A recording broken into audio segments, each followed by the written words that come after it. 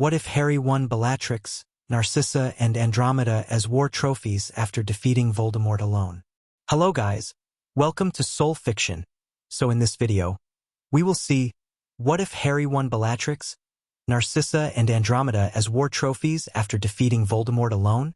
If you enjoy these kinds of stories, don't forget to show us some love by hitting the like button and subscribing to the channel. Your support means the world to us. Now let's start the story. Chapter 1. The weight of Victory Tom Riddle's body hit the ground and Harry felt absolutely nothing. He'd expected something. Relief, maybe. Triumph. Closure. Anything to mark the end of 17 years of prophecy and pain and watching everyone he loved get torn apart. But the Dark Lord's corpse just lay there in the rubble of Hogwarts' Great Hall, looking small and broken and oddly mundane, and Harry's only thought was that he needed to sit down before his legs gave out. The Elder Wand hummed in his grip. The Resurrection Stone was still clutched in his other hand, edges cutting into his palm. The cloak had fallen somewhere during the fight. He couldn't remember where. Didn't matter. Nothing mattered except the silence. Gods, the silence. The battle had raged for 6 hours. The castle was gutted. Half the ceiling of the Great Hall had collapsed, and pale morning light streamed through gaps that exposed the gray Scottish sky. Bodies littered the floor. Death Eaters, Order members, students who should have been worrying about exams instead of dying in a war started before they were born.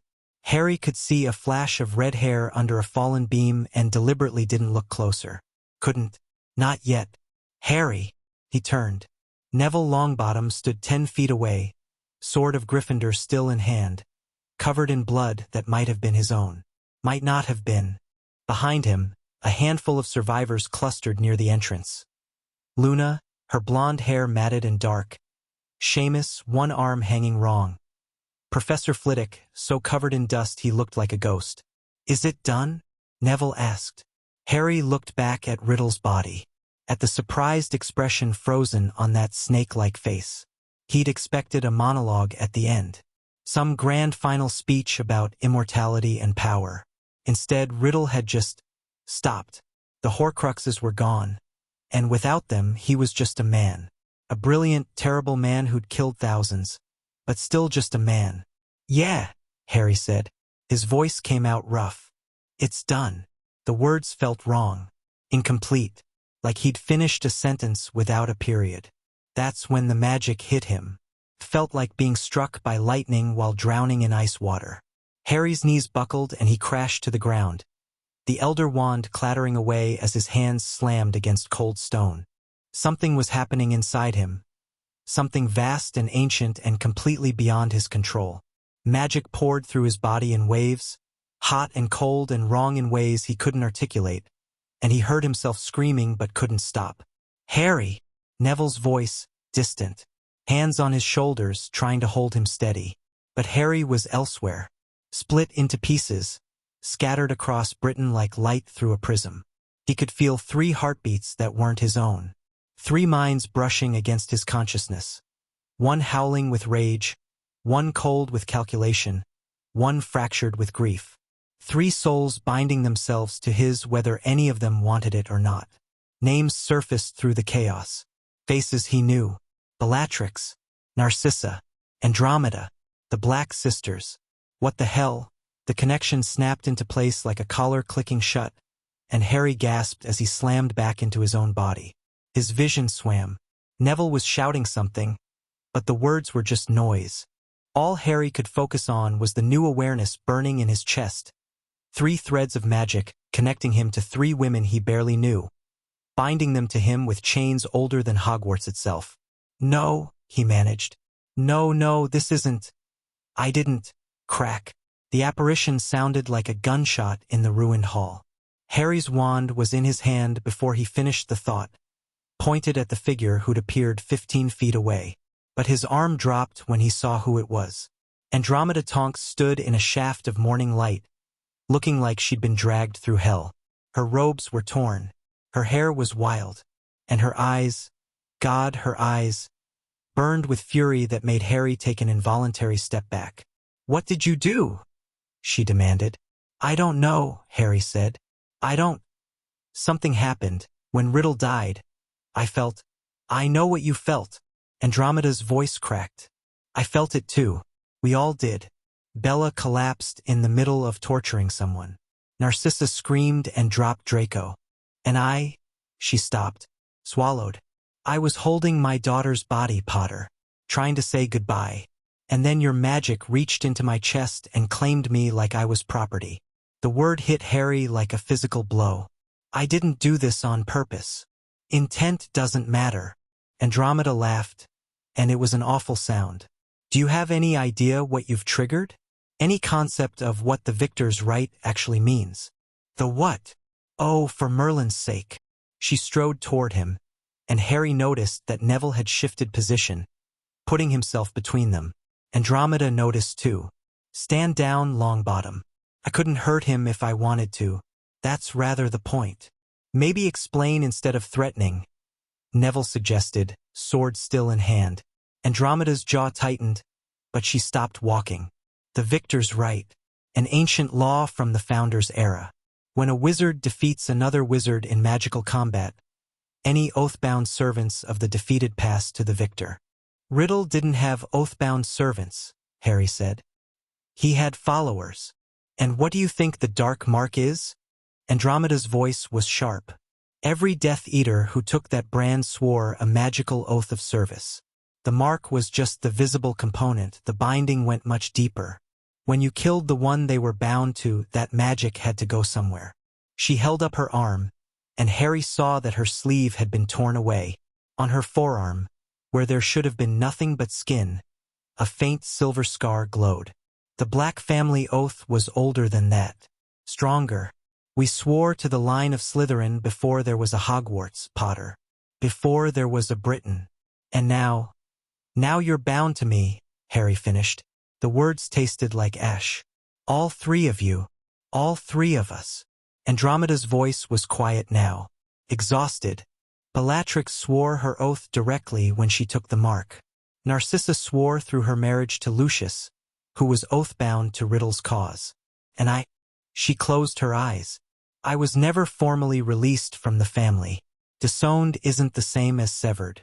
The blood oath my parents swore when I was an infant, it still held. I thought I'd escaped, but magic doesn't care about running away. Harry's mind was reeling. This couldn't be happening. He'd just ended one nightmare and now another was starting. There has to be a way to break it. If there was, do you think I'd still be standing here? Andromeda opened her eyes, and Harry saw tears tracking through the dirt on her face. I've been fighting this bond for the last 20 minutes, Potter. Trying to apparate away to disapparate to somewhere anywhere else. But the magic won't let me. I can feel you like a hook in my chest, pulling me here. And the worst part is that part of me. Her voice broke. Part of me is relieved. Because Nymphadora is dead and Ted is dead and I have nothing left. And the bond is filling that emptiness with something that feels almost like belonging. And I hate it. Harry didn't know what to say. Didn't know if there was anything to say. He'd spent 7 years fighting for freedom. His own, his friends, the entire wizarding worlds. And now he'd accidentally enslaved 3 women through magic he didn't even know existed. I'm sorry, he said, and meant it more than he'd ever meant anything. Andromeda laughed again, but this time it sounded less bitter. You actually mean that? I can feel that too, through the bond. Your emotions, your intentions, they're leaking through. You really didn't want this. Of course I didn't want this. Harry's voice rose. I didn't even know this was possible. I just wanted Riddle dead so people would stop dying. And now, crack, crack. 2 more apparitions almost simultaneous. Harry spun toward the sounds, and his stomach dropped. Narcissa Malfoy stood near the collapsed entrance, immaculate despite the chaos around her. Blonde hair pulled back in a severe knot. Her face was pale but composed, and she was practically dragging a shell-shocked Draco by the arm. Behind her, floating in magical bindings, was Bella. Andromeda breathed. Bellatrix Black was awake. Awake and thrashing and absolutely insane with rage. The magical restraints Narcissa had conjured were straining against her struggles, and the sounds coming from her throat weren't quite human. Her eyes, wild, dark, and utterly unhinged, found Harry across the hall, and she screamed, "Kill him, sissy! Kill him now, before the bond settles completely. We can still fight it, we can still—" "Enough, Bella." Narcissa's voice was cold, controlled. "The bond settled the moment the Dark Lord died. Fighting it now would only damage us. I don't care." Bellatrix's body convulsed against the bindings. "I'd rather die than belong to Potter. I'd rather—" She stopped. Just stopped mid-word, and her body went rigid. Harry felt something pulse through the bond, something dark and terrible and broken, and then Bellatrix Lestrange started to cry. Not theatrical weeping, not the mad cackles that had accompanied her torture of countless victims. Real tears, streaming down a face that suddenly looked a decade older, as something inside her cracked open and spilled out. "What's happening to her?" Harry asked. "The bond." Narcissa was watching her sister with an expression Harry couldn't read.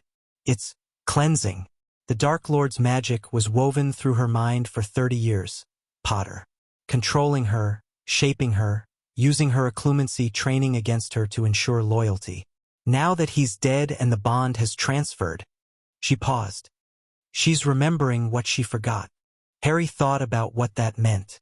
30 years of false memories, false feelings, false everything, and now it was all coming apart at once. He looked at the woman who'd killed Sirius, who'd tortured Neville's parents into insanity, who'd carved mud blood into Hermione's arm, and felt something he never expected. Pity. "Can you release her?" he asked Narcissa. "From the restraints? That would be unwise. My sister is—" "Do it." It wasn't a request. Harry felt something shift when he said the words. Some authority in the bond that he hadn't known existed, and Narcissa's hands moved almost against her will, wand flicking to dissolve the bindings. She shot Harry a sharp look, but said nothing. Bellatrix collapsed to the ground, still crying, curling into herself like a wounded animal.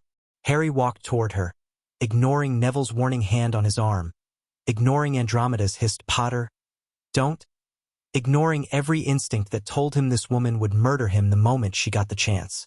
He knelt beside her. "Bellatrix." She flinched at her name but didn't look up. "I know you can't trust me. I know you hate me. But I need you to understand something." Harry kept his voice steady, even though his heart was pounding. "I didn't want this bond. I didn't ask for it.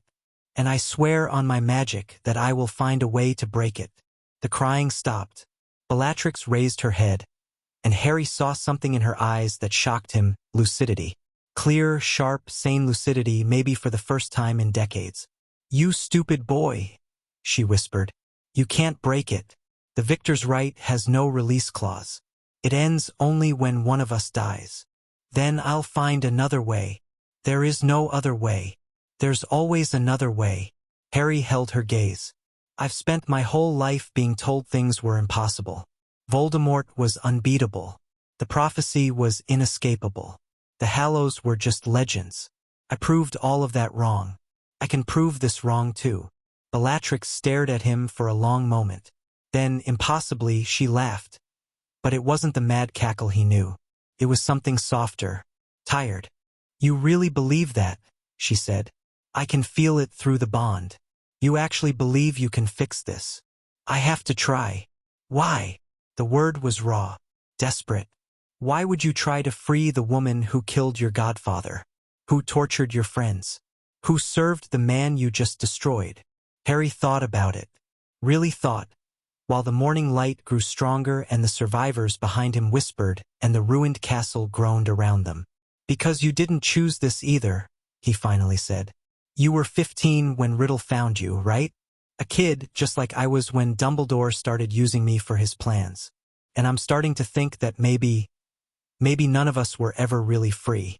Maybe we've all just been pieces in games played by people who died before we were born."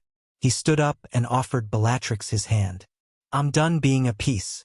And I'm done letting other people decide who belongs to who. So here's what's going to happen. I'm not going to be your master. I'm not going to give you orders or use the bond to control you. We're going to figure out what the hell is happening, and then we're going to fix it. Together." Bellatrix looked at his hand like it might bite her. Then at his face, searching for lies. Then back at his hand. "You're either the bravest wizard I've ever met," she said slowly, "or the stupidest. Probably both." She took his hand. The ministry arrived 20 minutes later. Harry heard them coming before he saw them. The crack of multiple apparitions outside the castle. The shouted orders. The organized chaos of a government trying to assert control over a situation that had already spiraled beyond anyone's control. He'd spent the intervening time doing what he could for the survivors, directing the walking wounded toward the hospital wing that was still partially intact, helping Neville and Flitwick clear rubble from places where people might be trapped. The Black Sisters had stayed close. Not by choice. The bond made distance physically uncomfortable, a pulling sensation in Harry's chest that grew sharper the further they moved from him. Andromeda had tested the limits and discovered she couldn't get more than 50 feet away without pain. Narcissa hadn't bothered testing. She'd simply stationed herself near Harry like she belonged there, watching everything with those calculating gray eyes. Bellatrix was the strangest. The crying fit had passed, leaving her hollow and quiet, and she'd spent the last 20 minutes staring at her own hands like she didn't recognize them. Every few minutes, Harry felt something pulse through their bond, fragments of memory, flashes of emotion, the broken pieces of a mind trying to reassemble itself. He didn't pry. Whatever she was processing, she needed to do it alone. "Oars incoming," Neville announced, appearing at Harry's side. "Looks like Robards is leading them." And his face tightened. Some Wizengamot members too, including Greengrass and Parkinson. "The Emergency Council." Narcissa's voice was soft but carried clearly. "Formed when the ministry fell. They've been running what's left of the government from a safe house in Wales." "How do you know that?" Neville demanded. "Because I'm the one who suggested they form it." Narcissa's smile was thin. "Not all of us fought the war on battlefields, Mr. Longbottom." Before Harry could process that, the Aurors entered the Great Hall. There were maybe 30 of them, red robes visible even through the dust and debris, wands out and ready. Gawain Robard strode at their head, a tall man with gray-streaked hair and the weathered face of someone who'd seen too many wars. Behind him came a cluster of wizards and witches in formal robes. The Emergency Council, Harry assumed. Their expressions ranged from shell-shocked to calculating to barely concealed hunger. Robard stopped 10 feet from Harry, taking in the scene, the bodies, the destruction, the 3 Black Sisters arranged around the boy who lived like ladies-in-waiting. "Mr. Potter," he said carefully, "I'm going to need a full report. Voldemort's dead." Harry gestured toward the corpse, which no one had touched yet. "The Horcruxes were all destroyed. The battle's over." "I can see that." Robard's eyes flicked to the sisters. "What I'm more concerned about is why 3 known Death Eaters are standing freely in this hall. Bellatrix Lestrange alone. She's not a Death Eater anymore." "I beg your pardon?" Harry took a breath. This was going to be complicated. When Voldemort died, the oaths binding his followers broke. But there was another magic involved, something older. The Victor's right. The reaction was immediate. Several of the older wizards went pale. A witch in the back made a sound like she'd been punched. And Robard's professional mask cracked just enough to show real surprise. "That's impossible," he said. "The Victor's right hasn't been successfully invoked in over 300 years. Apparently the magic disagrees." Harry held up his wand hand and focused. The bond responded, and for just a moment, silver light traced patterns along his skin. Patterns that matched the scars now marking the sisters' arms. "They're bound to me now. All 3 of them." Silence. Then one of the Wizengamot members stepped forward, an older man with a hooked nose and cold eyes that reminded Harry uncomfortably of Snape. "Lord Greengrass," Narcissa murmured, just loud enough for Harry to hear. "Mr. Potter." Greengrass' voice was smooth and reasonable and set Harry's teeth on edge. "This is an unprecedented situation. But surely you understand that certain individuals cannot simply be pardoned because of magical technicalities. Bellatrix Lestrange is responsible for. I know what she's responsible for. Then you'll understand why she must be taken into custody." For trial. For justice. Greengrass spread his hands. The people deserve to see that the war's perpetrators face consequences. And conveniently, Narcissa said quietly, with Bellatrix in ministry custody, the Lestrange vaults would be seized, along with the Black family properties she controls, worth several hundred million galleons at last count. Greengrass twitched, but his voice stayed calm. The disposition of Death Eater assets is a separate matter? Is it? Narcissa took a step forward, and Harry noticed that several Aurors shifted their stances. Because it seems to me, Lord Greengrass, that you've been rather busy during this war, moving to secure abandoned properties, filing claims against families with missing heirs. Your own vaults have grown considerably since the Dark Lord returned. You dare? I dare everything, my lord. I always have. Narcissa's smile was sharp enough to cut. And right now I'm standing under the protection of the victor's right, which means any attempt to seize me or my sisters would be a direct attack on Harry Potter himself. The man who just killed the Dark Lord. She tilted her head. How do you think that would play in the papers? The standoff stretched. Harry could feel the tension in the air, could see Aurors gripping their wands tighter, could sense the political calculations happening behind Greengrass' cold eyes. This was about to go very wrong. Enough! Harry's voice cut through the tension, and everyone turned to look at him. He drew himself up, and something must have shone in his face, or maybe it was the magic crackling faintly around him, the deathly Hallows power still singing in his blood, because even Robards took a half step back. Here's what's going to happen, Harry said. I'm leaving, taking the Black Sisters with me, all three of them. We're going somewhere safe until I figure out how to handle this bond. Mr. Potter, I really must insist. Greengrass started. I'm not asking permission. Harry let a fraction of his power show, and the air pressure in the hall shifted. Several people gasped. I've spent the last 7 years doing what everyone told me to do. Following Dumbledore's plans, playing the Ministry's games, being the good little hero while everyone around me died. That ends now. He looked around the hall, at the survivors, the Aurors, the politicians already scheming to carve up the post-war world. Voldemort is dead. The war is over, and I'm done being used. By anyone. You can't just... Someone protested. Watch me. Harry reached out through the bond, feeling for the sisters' presence. Come with me, he thought, not as a command but as a request. Please. He felt their responses. Andromeda's reluctant assent, Narcissa's calculating agreement, and, surprisingly, Bellatrix's exhausted acceptance. Then he apparat, taking all three of them with him, and the Ministry was left standing in an empty hall with nothing but corpses and questions. Grimmauld Place looked exactly as Harry remembered it. Dark, cramped, and perpetually gloomy. But when he stepped through the front door, something changed. The house woke up. He felt it like a pulse through the floorboards, a wave of magic washing outward from somewhere deep in the building's foundations. The lights flared bright for a moment, then settled into a warm glow. The dust that perpetually covered every surface stirred and swirled and vanished. And from somewhere overhead, he heard what sounded almost like a sigh of relief. What the hell was that? Harry asked no one in particular. The wards. Andromeda's voice was strange. She was standing just inside the doorway, staring at the walls like she was seeing them for the first time. They recognized you, not just as an authorized resident, as the master, the head of House Black. I'm not. You are. Narcissa walked past him, trailing her hand along the wall. Her expression was unreadable. The victor's right didn't just bind us to you, Potter. It transferred everything. The titles, the properties, the vaults. Every Black family holding is now yours by magical conquest. Harry's head was starting to hurt. I don't want the Black family holdings. What you want is irrelevant. What matters is what the magic has decided.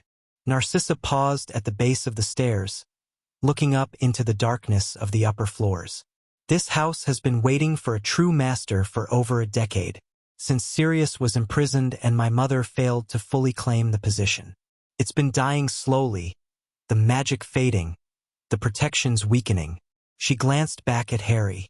You just resurrected it. Wonderful. Harry ran a hand through his hair. So I'm now the lord of an ancient dark magic family. What's next? Blood sacrifices in the basement. The blood altar was removed in 1847, actually.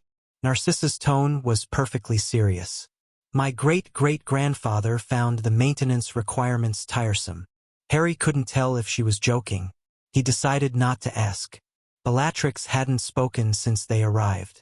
She drifted into the sitting room, moving like a ghost, and now stood in front of the tapestry that displayed the black family tree. Harry followed her gaze and saw her examining the burned spot where Andromeda's name had once been. I did this, Bellatrix said quietly. I held her down while Mother performed the disownment ritual. I was 16.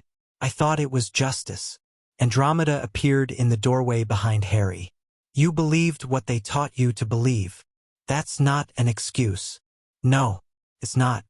Andromeda's voice was tired but not angry. But it's an explanation. And maybe, after everything, that's a place to start. Bellatrix turned to face her sister. Something passed between them. Old wounds, old pain. The weight of decades of separation and hatred. Then Bellatrix looked away. I tortured your daughter, she said. At Malfoy Manor. For hours. And I enjoyed it. I know. How can you even stand to be in the same room as me? Because I remember who you were before. Andromeda's voice cracked slightly. Before Riddle. Before Azkaban. Before all of it. And because Nymphadora... She stopped, took a breath. Nymphadora told me once that hate was too heavy to carry forever. That she'd rather understand than resent. Bellatrix made a sound that might have been a laugh or a sob. She sounds like she was too good for this family. She was. And she died anyway. Andromeda's jaw tightened. So don't waste her death by wallowing in guilt. If you want to honor what I lost, then be better. Starting now. Harry watched the exchange feeling like an intruder. These two women had decades of history between them, betrayals and wounds and maybe, somewhere underneath it all, love. He didn't belong in this moment. He slipped out of the room, leaving them to it, and nearly ran into Narcissa in the hallway. Eavesdropping? She asked mildly. Giving them privacy. Harry leaned against the wall, suddenly exhausted. The post-battle adrenaline was fading, and he could feel every bruise, every strain, every moment of the last 24 hours catching up with him. What about you? Any dramatic reconciliations you need to work through? My relationship with my sisters is complicated. Narcissa studied him with those unsettling gray eyes. We were never close, even as children.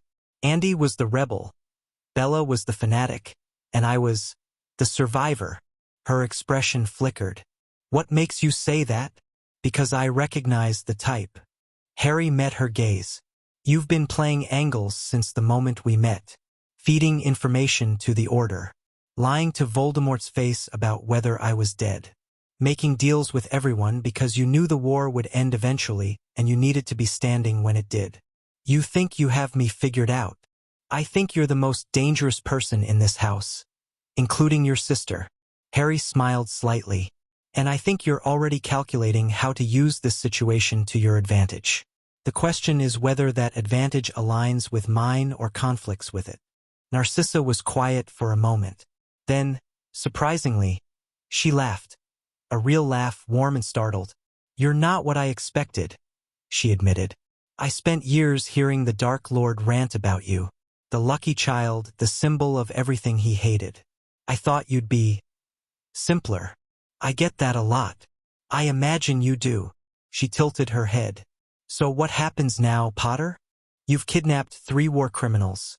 You came willingly. You've made enemies of the Ministry before the bodies are even cold. And you're standing in a house whose magic has been steeped in darkness for 1,000 years. What exactly is your plan? I don't have one. That's remarkably honest. I'm tired of lying.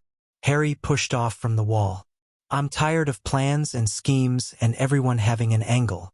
Dumbledore planned my whole life. Voldemort planned his revenge for decades. And all their planning just led to piles of corpses and nothing fixed. Then what do you want? Harry thought about it. Really thought in a way he hadn't had time for since. Maybe ever. I want to understand, he said finally. Why this bond exists. What the Black family was really doing all those centuries. What Voldemort was actually after, underneath all the pure blood nonsense. He looked at Narcissa. And I want to know what you're hiding. Because you know something about this that you're not telling me. Narcissa's face went carefully blank. I'm sure I don't know what you mean. The moment I mentioned the victor's right, your reaction was different from your sister's. They were horrified. You were relieved. Harry stepped closer, and he felt the bond pulse between them. Her emotions suddenly sharper, more present. Fear, calculation, and underneath it, hope. What do you know, Narcissa? She held his gaze for a long moment. Then she stepped back, breaking eye contact. Not here, she said quietly. And not now. Some things require preparation, context. She glanced toward the sitting room, where the murmur of her sister's voices could still be heard. Give me a day. Let me gather what I need. And then I'll tell you everything. Why should I trust you? You shouldn't. Narcissa's smile was thin. But consider this. I've spent 20 years preparing for the day the Dark Lord fell. I positioned myself carefully, made contingencies, ensured my son's survival at any cost. And every single one of those preparations assumed I would be free when it happened. Instead, I'm bound to you by magic I can't break. My carefully constructed future has collapsed. She met his eyes. Right now, Potter, your interests and mine are perfectly aligned. You want to understand what's happening. I need you to understand, because the alternative is all of us dying very badly. That's reassuring. It's meant to be motivating. Before Harry could respond, a sound echoed through the house. The doorbell. But not a normal ring. The sound that came from the front door was deep and resonant, like a church bell, and it vibrated through Harry's bones. Someone's trying to enter the wards, Narcissa said, suddenly tense. Someone with black blood. Harry moved toward the door, wand in hand, and heard the sisters falling in behind him. When he touched the handle, he felt the house's magic pulse. Questioning, waiting for his command. Show me, he thought. The door became translucent, and Harry saw who was waiting outside. Draco Malfoy stood on the steps, looking like death warmed over. Behind him, supporting his weight, was Hermione. Harry yanked the door open. She looked almost as bad as Draco. Covered in dust, one arm in a makeshift sling, blood crusted in her hair. But her eyes were sharp and focused, and they fixed on Harry with an intensity that made him take a step back. We have a problem, she said without preamble. The Ministry just declared you a fugitive. They're claiming you've been corrupted by dark magic and that you're holding the Black Sisters hostage. She pushed past him into the house, dragging Draco with her. And they've issued a kill order.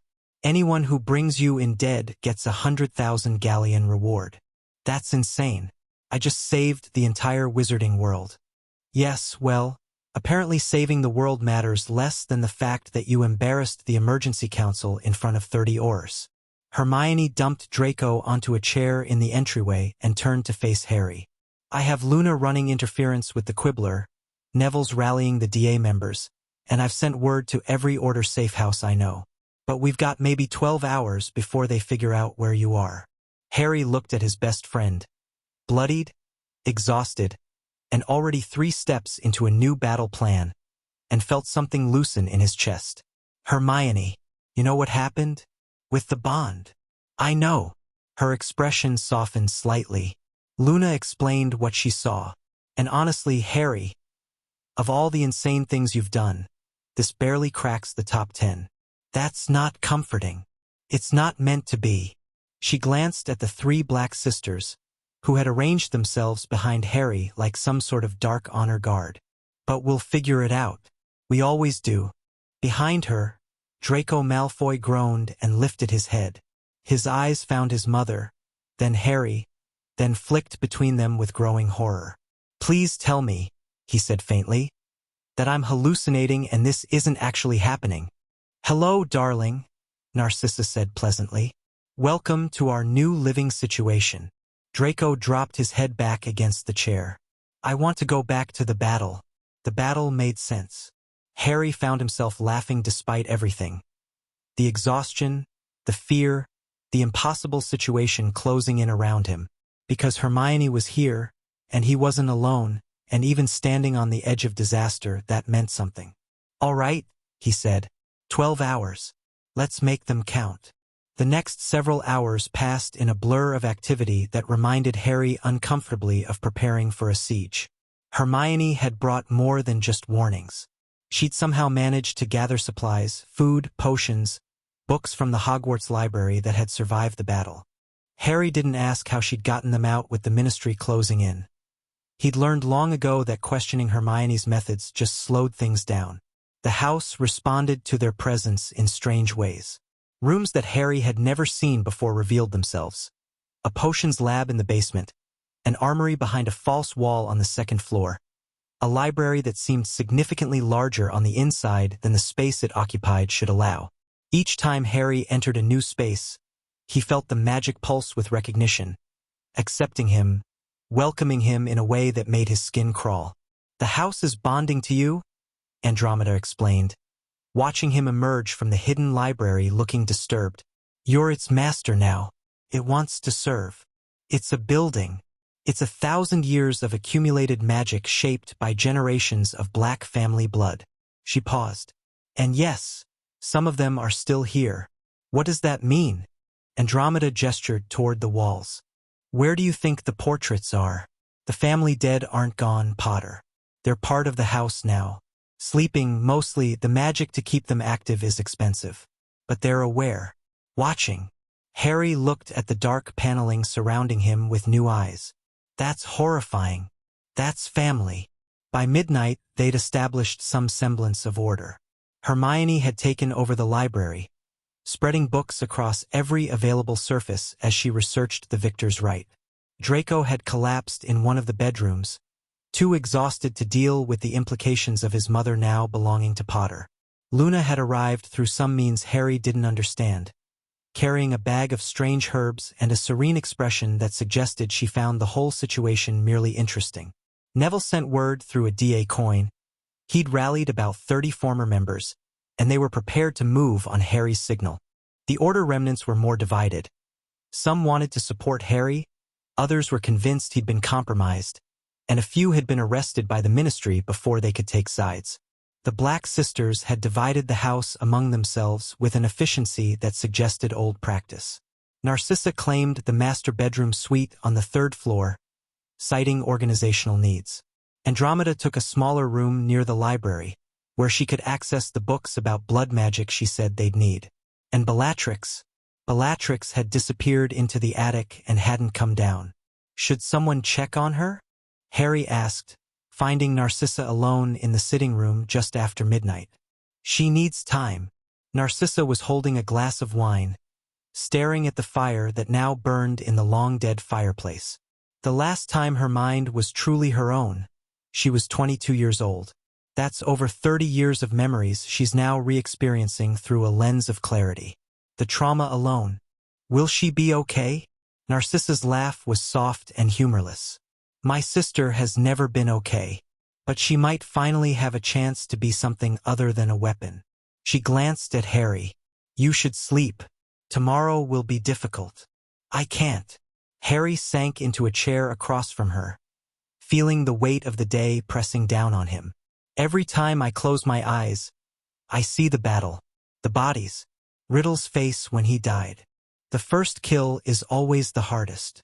It wasn't my first. Narcissa raised an eyebrow but didn't push.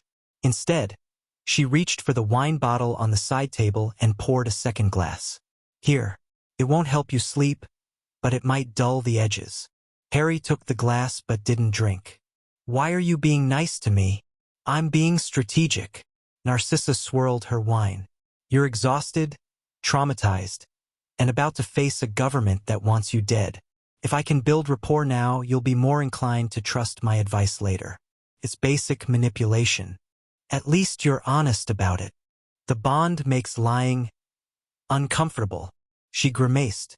I can feel your reactions to my words. When I mislead you, even by omission, there's a dissonance. It's intensely unpleasant. Harry turned that over in his mind. So I'll always know when you're lying? You'll know when I'm deliberately deceiving you. There's a difference. Narcissa took a long drink of wine. White lies, social niceties, things said to avoid conflict, those don't trigger the bond. But actual deception, the kind meant to harm or manipulate. Yes, you'll know. That seems useful. For you, certainly. They sat in silence for a moment, the fire crackling between them. Harry found himself studying Narcissa, really looking at her, maybe for the first time. She was beautiful in a cold way, all sharp angles and perfect composure. But there were cracks in the mask tonight, exhaustion around her eyes, a tightness in her shoulders that spoke of constant vigilance. The faint lines of a woman who'd spent 2 decades smiling at people she hated. You said you've been preparing for this, Harry said. For Voldemort's fall. What does that mean, exactly? Narcissa's hand tightened on her glass. I told you. Tomorrow. Humor me. She was quiet for long enough that Harry thought she wouldn't answer. Then she sighed and set down her wine.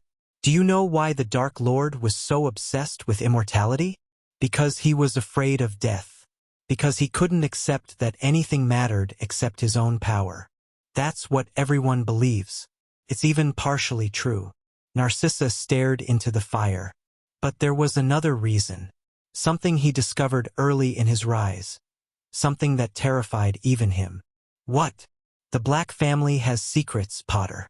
Secrets that go back to before Hogwarts, before the Ministry, before Britain was even a unified nation. We served as wardens for something. Something old and hungry and patient. She met his eyes. The Dark Lord spent decades trying to free it. He thought if he could control it, he would be unstoppable. But the more he learned about it, the more he realized the truth: it couldn't be controlled. Only contained. And the containment was failing. Harry's blood went cold. What are you saying? I'm saying that Voldemort's obsession with immortality was never about living forever. It was about living long enough. Narcissa's voice dropped. Long enough to figure out how to escape. How to hide from what was coming. Because he knew, we all knew, those of us who understood, that when the seals finally break, there won't be anywhere to run. The fire crackled. Somewhere in the house, a floorboard creaked. What is it? Harry asked. This thing you've been containing? Narcissa looked at him, and for the first time since he'd known her, he saw real fear in her eyes. We call it the Hollow King. And thanks to what happened tonight, thanks to the magical upheaval of Voldemort's death and the transfer of the Black family bonds. She stopped, swallowed. It's waking up. The fire went out. Every light in the house went out simultaneously, plunging them into absolute darkness. Harry's wand was in his hand instantly, lumos on his lips. But no light came. The magic simply stopped. And in that darkness, Harry heard something. A voice that seemed to come from everywhere and nowhere, ancient and vast and hungry. Finally, a worthy heir. The lights came back on. Narcissa was white as a sheet. From upstairs came the sound of Hermione shouting questions. And Harry stood in the sitting room of the house he'd inherited, realizing that killing Voldemort might have been the easy part. Because something much worse was coming. And it knew his name. Chapter 2. Blood remembers. Harry didn't sleep that night. None of them did. After the lights came back on and Hermione stopped demanding explanations that no one could give, they gathered in the library. All of them, even Draco, who looked like he'd rather be anywhere else, and listened to Narcissa explain what she knew about the Hollow King. It wasn't much. The Black family had guarded the secret for generations, passing it down through carefully controlled channels. Most family members never learned the truth at all. They just absorbed the rituals, the traditions, the blood magic practices that maintained the containment without understanding why. Narcissa had been 15 when her mother finally told her. And even then, she'd only received fragments. It existed before wizards, Narcissa said, her voice steady despite the fear Harry could feel pulsing through their bond. Before humans, some say. A creature of pure magical hunger. It feeds on bloodline magic. on the power that accumulates in old families over generations. The founders knew about it. That's why they created Hogwarts in the first place. To fight it, Hermione asked. To hide from it. Narcissa's laugh was bitter. The castle's wards don't just protect students from outside threats. They mask the magical signatures of everyone inside. 1,000 young witches and wizards, all with developing magical bloodlines. It would be a feast. The founders built Hogwarts as a sanctuary. And the Black family? We were already here when the founders arrived, already serving as jailers. Narcissa spread her hands. Our bloodline is the oldest in Britain. We didn't accumulate power over generations, we were made to hold power, specifically so we could feed the binding rituals that keep the Hollow King contained. Harry processed this. So every dark magic practice your family's famous for, necessary. The containment requires sacrifice. Blood, power sometimes lives. My ancestors did terrible things because the alternative was worse. Narcissa's expression was complicated. That doesn't make them good people. Many of them enjoyed the excuse to indulge their worst impulses. But the core purpose was always the same, keep the Hollow King sleeping. And now it's waking up, Luna said serenely. She'd been sitting cross-legged on the floor, seemingly unbothered by the existential horror being discussed around her. Because Harry disrupted the magical balance. Not just Harry. Narcissa glanced at her sisters. Andromeda had been silent throughout the explanation, her face unreadable. Bellatrix had come down from the attic at some point, drawn by the magical disturbance, and was now curled in an armchair like a wounded cat, watching everything with two sharp eyes. The victor's right transferred our oaths. For the first time in 1,000 years, the Black family warden's answer to someone outside the bloodline. The magic is confused. The bindings are weakening. How long do we have? Harry asked. I don't know. Weeks maybe. Months if we're lucky. Narcissa's jaw tightened. My mother spent years preparing me for the possibility that the containment might fail in my lifetime. She taught me rituals, gave me access to restricted knowledge, made sure I understood what would need to be done. But she never anticipated this scenario. She never imagined someone outside the family would hold the keys. Then teach me. Harry leaned forward.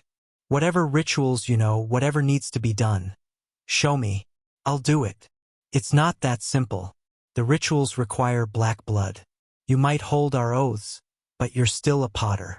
The magic won't accept you as a true warden. Then we find another way.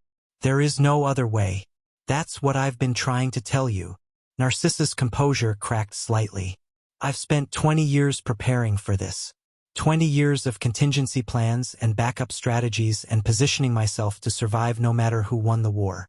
And none of it matters now because the one thing I never planned for was being bound to someone who could disrupt everything just by existing. The room went quiet. Harry felt the weight of her frustration through the bond. Years of careful work collapsing around her. Control slipping away. Fear she'd never allowed herself to show now breaking through. I'm sorry, he said. Narcissa blinked. What? I'm sorry. This isn't what any of us wanted. You built a life around preparing for one future, and I just destroyed it without even knowing what I was doing. Harry held her gaze. But I'm not going to apologize for killing Voldemort. And I'm not going to accept that there's no solution. There's always a solution. Potter, Harry. He stood up, suddenly unable to sit still any longer. If we're going to be bound together, if we're going to face this thing together, then stop calling me Potter. My name is Harry. Another silence. Then, surprisingly, Bellatrix laughed. It was a strange sound, raw and rusty, like machinery that hadn't been used in years. He's mad, she said to no one in particular. Completely mad. The Dark Lord's corpse isn't even cold, and he's already planning to fight something worse. Do you have a better idea? Bellatrix's laughter faded, but something remained in her expression. A spark of something that might have been interest. No, but that's rather the point, isn't it? I haven't had an idea of my own in 30 years. I'm still sorting through which thoughts are mine and which ones he put there. Then we'll figure it out together. Harry looked around the room, at Hermione, already reaching for books. At Narcissa, still wary but no longer dismissive.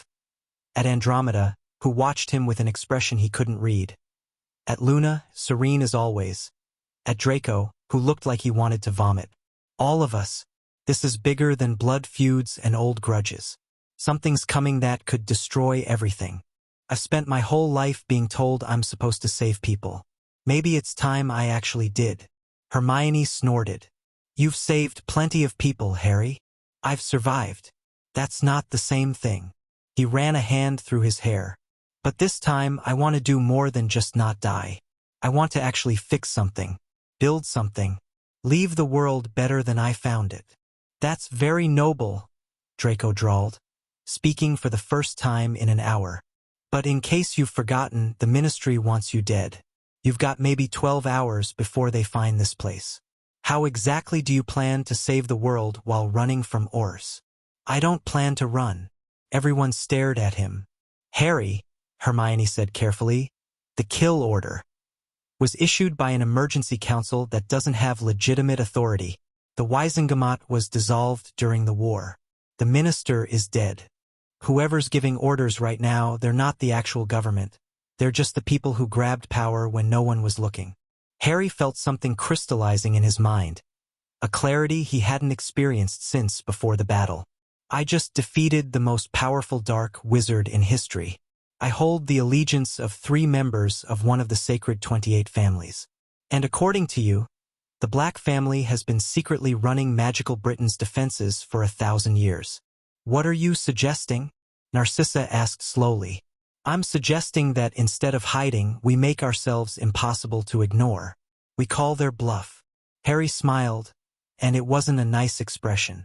They want to paint me as a dark wizard who's corrupted the Black Sisters? Fine. Let's show them what happens when they pick a fight with someone who has nothing left to lose. Dawn came gray and cold, filtering through windows that Harry suspected hadn't seen natural light in decades. He'd spent the remaining hours before sunrise making plans. Real plans, not the desperate improvisation that had characterized most of his life. Hermione had helped, of course. So had Narcissa, once she'd gotten past her initial skepticism and started seeing the possibilities. The key was speed. The Ministry, or whatever faction was currently calling itself the Ministry, expected Harry to run. To hide, to regroup, to play defense while they consolidated power. Instead, he was going to do the last thing anyone expected. He was going to hold a press conference. This is insane, Draco said for the 15th time, watching Harry adjust his robes in the entrance hall mirror. You're going to walk out there and let them arrest you? They won't arrest me. They can't. Not publicly, not without looking like tyrants. Harry examined his reflection and decided he looked appropriately intimidating. The battle scars helped. So did the dark circles under his eyes. They made him look dangerous rather than exhausted. The victor's right is ancient law. Even Greengrass can't argue that it doesn't exist. And right now, public opinion is the only thing that matters. Public opinion is why they issued the kill order in the first place. No, the kill order happened because they panicked. They thought they had a few days to control the narrative before anyone realized what was happening. But Luna's already got the Quibbler running a special ion, and I sent Hedwig to every major news outlet in Europe last night. Harry turned away from the mirror. By the time they realize what's happening, the story will already be out. The plan was simple in concept, complicated in execution. Harry would appear at Diagon Alley at precisely 9 o'clock, flanked by the Black Sisters. He would make a public statement, prepared by Narcissa, who understood political theater better than anyone, explaining the victor's right and his intentions going forward. Then he would answer questions from the press, demonstrating clearly that he wasn't corrupted, wasn't holding anyone hostage, and wasn't a threat to the magical world. The hard part would be getting there without being killed. I still think I should come with you, Hermione insisted. She'd been pacing the hallway for an hour, unable to stay still. If something goes wrong, then I need you here, coordinating with Neville and the others. Harry caught her arm, stopping her mid-pace. You're the strategist, Hermione. You're better at logistics than I'll ever be. If I get arrested anyway, you're the one who'll figure out how to get me out. If you get arrested, I'm burning the ministry to the ground. I know. He smiled at her, and some of the tension in her shoulders eased. That's why I'm not planning to get arrested. A sound from the stairs made them both turn. The Black sisters descended together, and Harry felt his breath catch despite himself. They'd coordinated. Whether intentionally or through some shared instinct, all three women had dressed in shades of black and silver, the traditional black family colors. Narcissa led the way, ice-blonde hair swept up in an elaborate style, wearing robes that probably cost more than everything Harry owned. Behind her came Andromeda, more understated but no less elegant, her resemblance to her older sister more apparent than ever. And trailing last, moving like she was still relearning how to exist in her own body, was Bellatrix. Harry had never seen Bellatrix look anything other than deranged or furious. But the woman on the stairs was neither. Her wild hair had been tamed into dark waves that framed a face that was beautiful, Harry realized with some shock. Hauntingly beautiful, in a way that the madness had always obscured. Her eyes were still sharp, still dangerous, but there was something else there now. Something almost lost. Well, Narcissa's voice cut through his observation. Do we meet your standards? You look ready to conquer a small country. We've done it before. Narcissa's smile was sharp. The Blacks held territory in France until the Revolution. And we still have significant interests in magical Portugal. That's good to know, I guess. Harry shook himself. Is everyone ready? We need to leave in 10 minutes. I have conditions. Bellatrix's voice was rougher than her sister's, damaged by years of screaming in Azkaban. She stepped forward, past Narcissa, until she was standing directly in front of Harry. If we're doing this, if I'm going to stand beside you in public and pretend I don't want to rip your throat out, then I need something in return. What? Rodolphus. The name came out like a curse. My husband. He's still out there, gathering what's left of the Dark Lord's forces. And I need him dead. Harry studied her face, trying to read the emotions beneath the surface. The bond helped. He could feel fragments of what she was experiencing. Hatred, yes, but not for Harry. For the man who'd been chosen for her when she was 19, who'd helped break her down and reshape her into the weapon Voldemort wanted. He's on my list anyway, Harry said. Him and everyone else who refuses to surrender. I want to be there when it happens. I want to look in his eyes when he dies. Done. Bellatrix blinked, clearly not expecting such easy agreement. Just like that. Just like that. Harry held her gaze. You were forced into that marriage. You were used, manipulated, turned into something you never chose to be. If killing him helps you reclaim yourself, then I'll put the sword in your hand personally. Something shifted in Bellatrix's expression. Something that might have been the first seed of real respect. You're a strange man, Harry Potter, she said quietly. I know. They operated together, all four of them, with Harry as the anchor. The bond made it surprisingly easy. The magic flowed through their connection like water through channels, and when they emerged in Diagon Alley, it was with perfect coordination. The alley was already crowded. News had spread overnight, and half of magical Britain seemed to have descended on the shopping district, eager to see what would happen. Harry saw faces he recognized. Former DA members scattered through the crowd, providing a friendly presence. Luna was there too, standing with her father near the Quibbler offices, both of them holding those ridiculous spectacles that supposedly let you see Raxperts. And there, at the far end of the alley, stood a wall of red-robed Aurors. Robards was at their head again, looking grim. Beside him stood Greengrass and several other emergency council members, their expressions ranging from angry to calculating. They'd clearly been expecting Harry to do something. Just not this. Showtime, Harry muttered. He walked forward, the Black sisters falling into formation behind him. The crowd parted instinctively, and Harry heard gasps and whispers following their progress. He ignored them all, focusing on the Aurors ahead. They stopped 20 feet from the Ministry forces. Harry could feel the tension in the air, the dozens of wands ready to be drawn at the slightest provocation. One wrong move and this would become a massacre. Mr. Potter. Robards' voice carried clearly in the sudden silence. You're under arrest for... I'm invoking the right of public address. Harry pitched his voice to Carrie, using a projection charm Narcissa had taught him. Under Section 12 of the Charter of Wizarding Rights, any wizard or witch accused of crimes has the right to speak in their own defense before a public assembly. You cannot arrest me until I've finished speaking. Robards' jaw tightened. That law hasn't been used in 200 years. It's still on the books. Harry smiled pleasantly. I checked. He turned to face the crowd, spreading his hands to show he held no weapon. My name is Harry Potter. 24 hours ago, I killed Voldemort in the ruins of Hogwarts Castle. I destroyed every Horcrux that kept him immortal. I dueled him to the death, and I ended the war that has cost us so much. A murmur ran through the crowd. Some people were nodding. Others looked skeptical. When Voldemort died, ancient magic was triggered. The victor's right, a law from the Founders' era that most people have forgotten. This law transferred the magical oaths of Voldemort's servants to me, including these 3 women. He gestured to the sisters behind him. Andromeda Tonks, who lost her husband and daughter in this war. Narcissa Malfoy, who lied to Voldemort's face to protect her son. And Bellatrix Lestrange, who spent 14 years in Azkaban being slowly driven mad by Dementors. She's a murderer, someone shouted from the crowd. She killed many people. I know. I watched her kill my godfather. Harry's voice hardened. Do you think I've forgotten?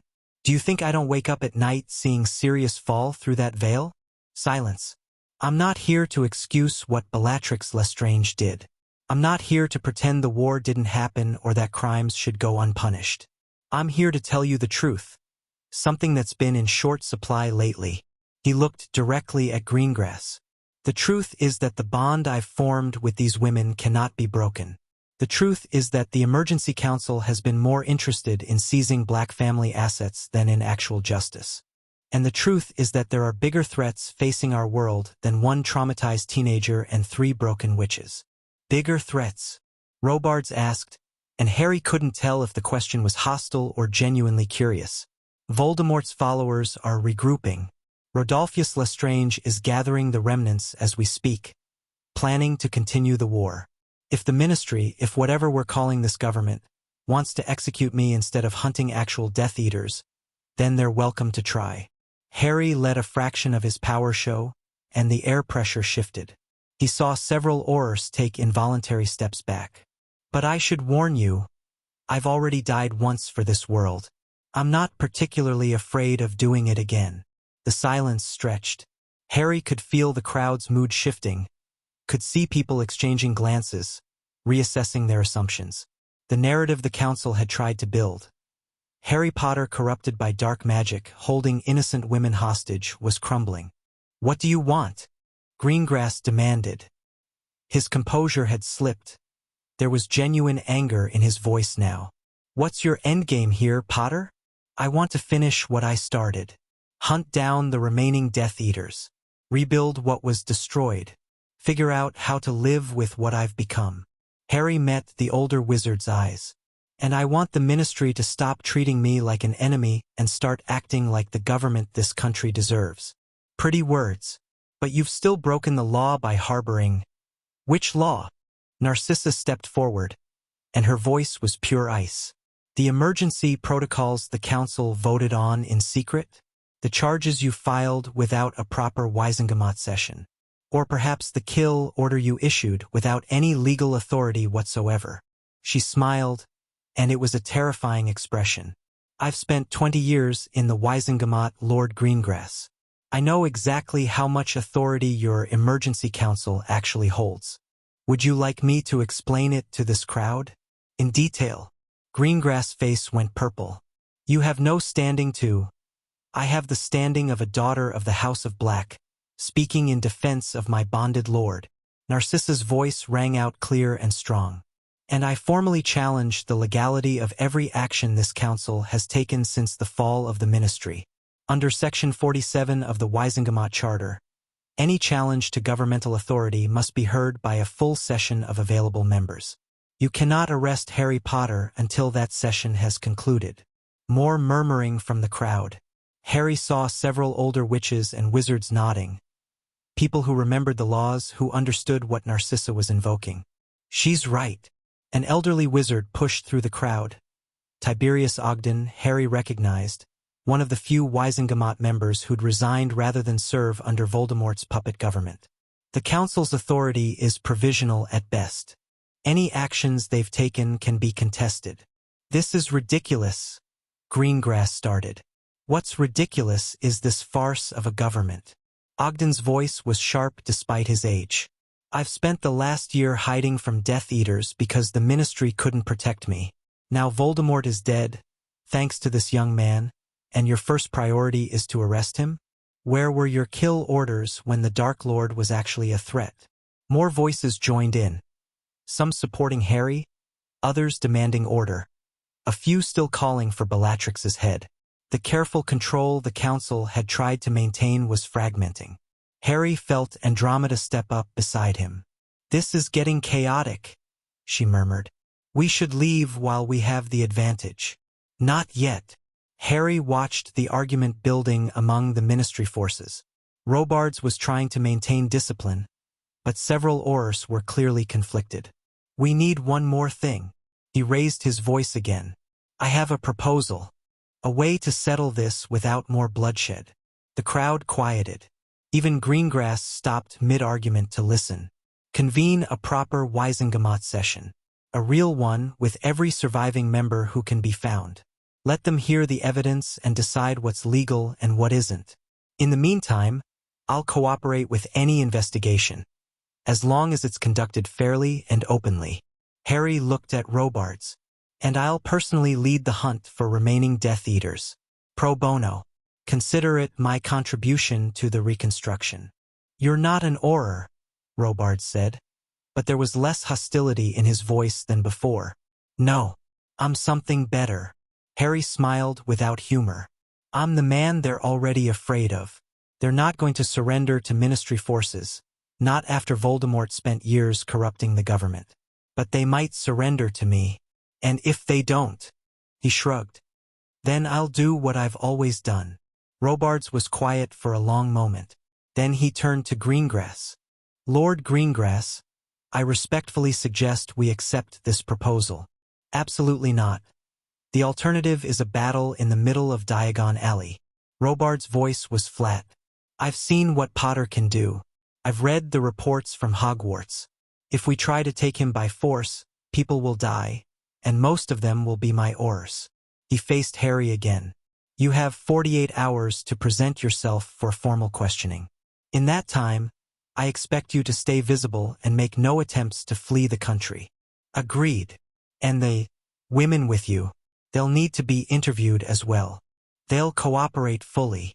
Greengrass looked like he wanted to object further, but the mood of the crowd had shifted too far. The emergency council was exposed. Their hasty power grab now public knowledge. Fighting Harry in the open had become politically untenable. This isn't over, Potter, Greengrass said quietly, leaning in so only Harry could hear. You've made enemies today. I've been making enemies since I was 11. You're not special. Greengrass I twitched, but he stepped back, gesturing for the council members to follow him. The Aurors held position for another moment, then began to disperse as well. Harry let out a breath he hadn't realized he was holding.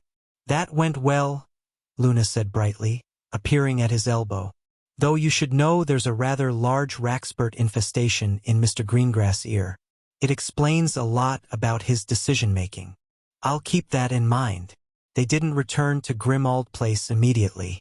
The crowd wanted to talk to Harry, wanted to shake his hand, thank him, ask questions, express their grief over the war's casualties.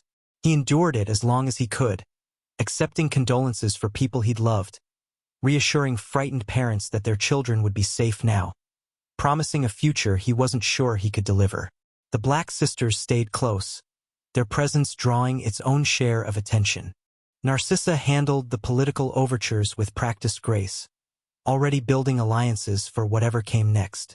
Andromeda spoke quietly with people who'd known Tonks, accepting their sympathy with a dignity that made Harry's chest ache. And Bellatrix stayed silent, watching everything with those sharp dark eyes, her hand never far from where her wand was hidden. People gave her a wide berth. They weren't ready to forgive.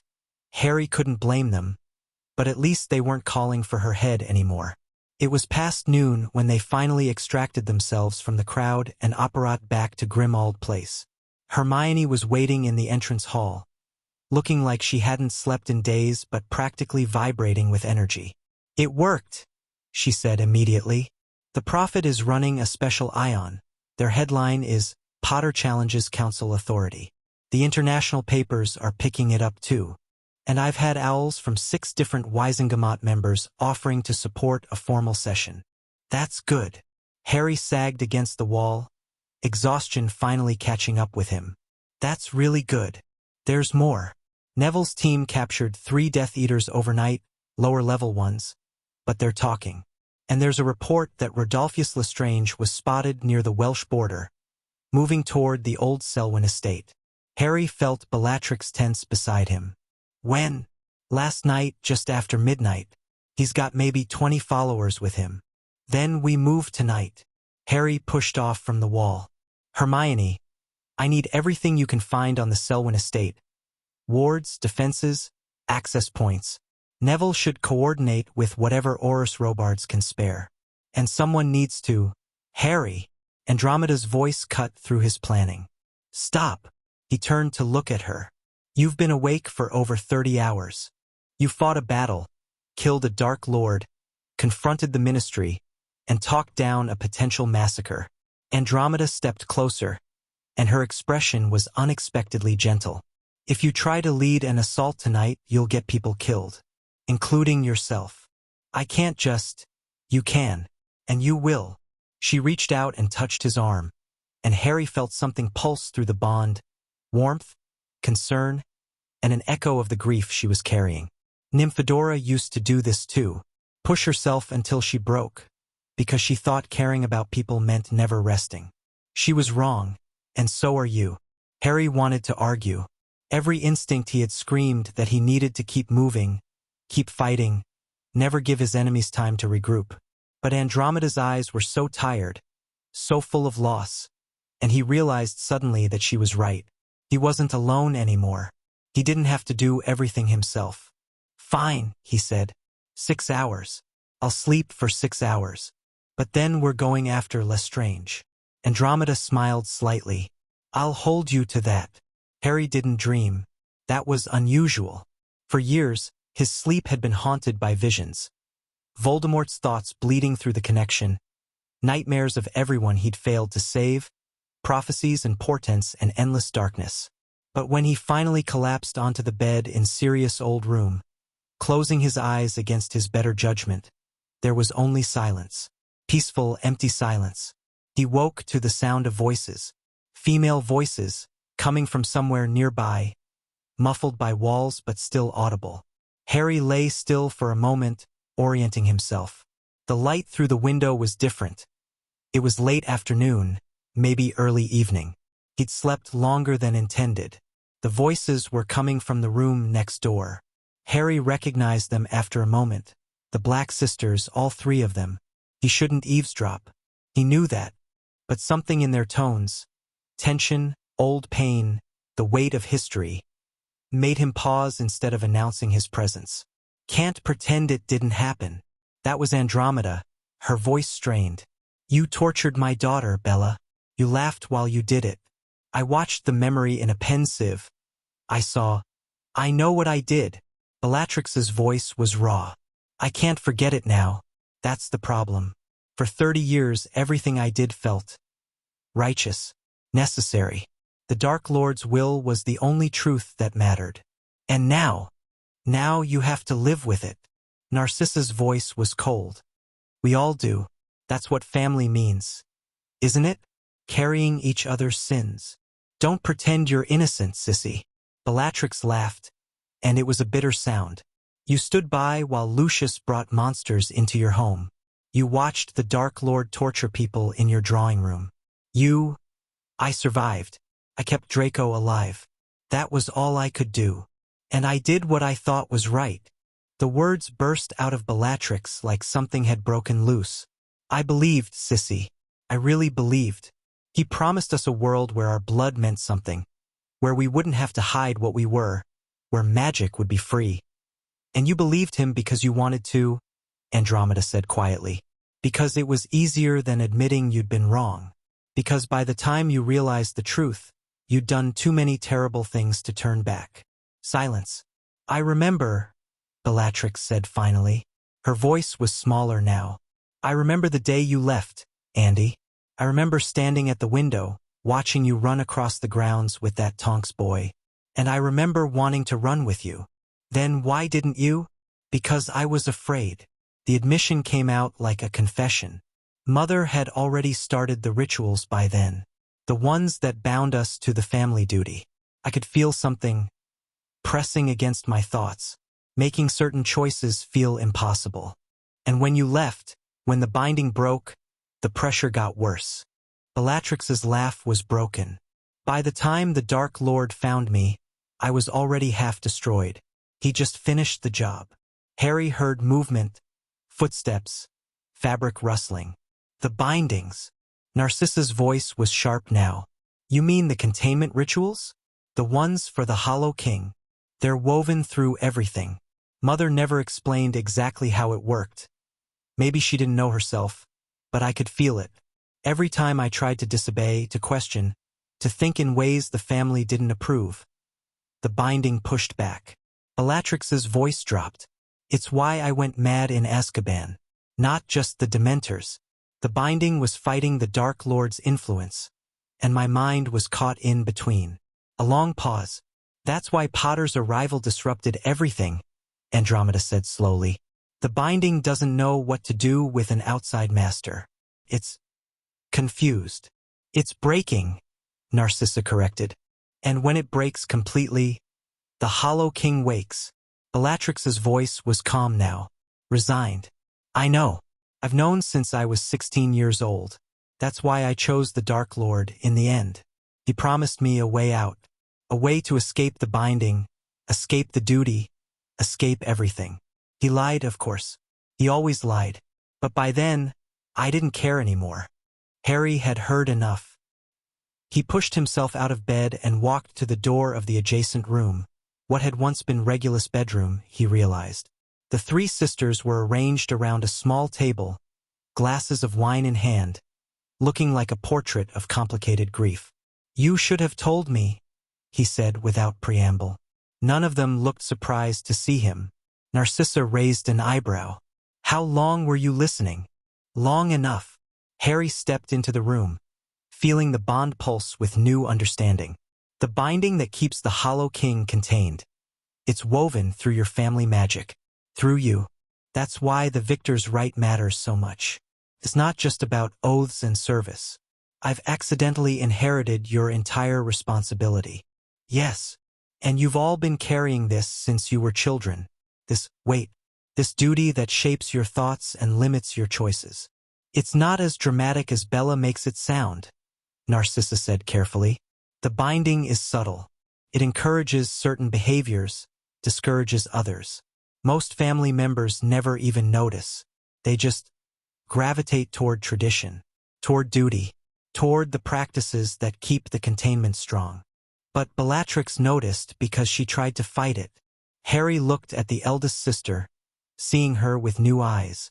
And the fighting drove you mad. Bellatrix's expression was unreadable. Among other things, can it be removed? The binding. Not without destroying the containment entirely. Narcissa set down her wine glass. That's the trap, Potter, Harry. The binding and the containment are the same magic. Free us, and you free the Hollow King. Then we don't free you. We change the binding. Harry began pacing, his mind racing. The magic is confused because I'm not a black by blood, right? But the victor's right gave me authority. So maybe we don't try to break the binding. Maybe we rewrite it. Update the parameters so it recognizes me as a valid master. That would require knowledge we don't have, Andromeda said.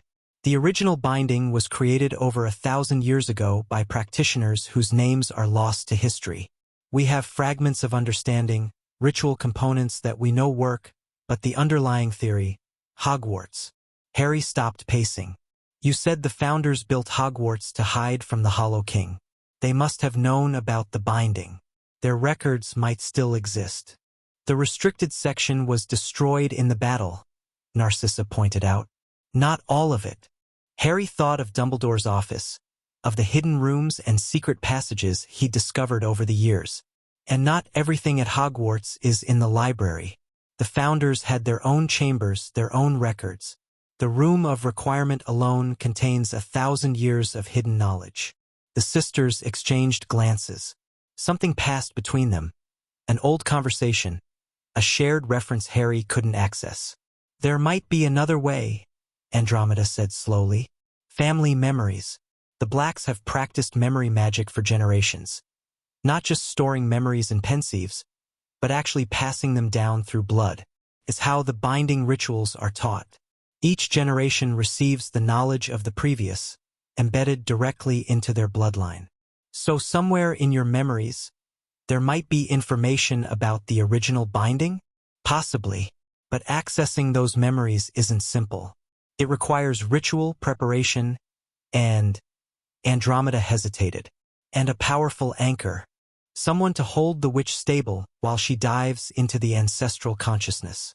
I can do that. Harry felt the bond pulse in agreement. Through our connection, I can anchor you.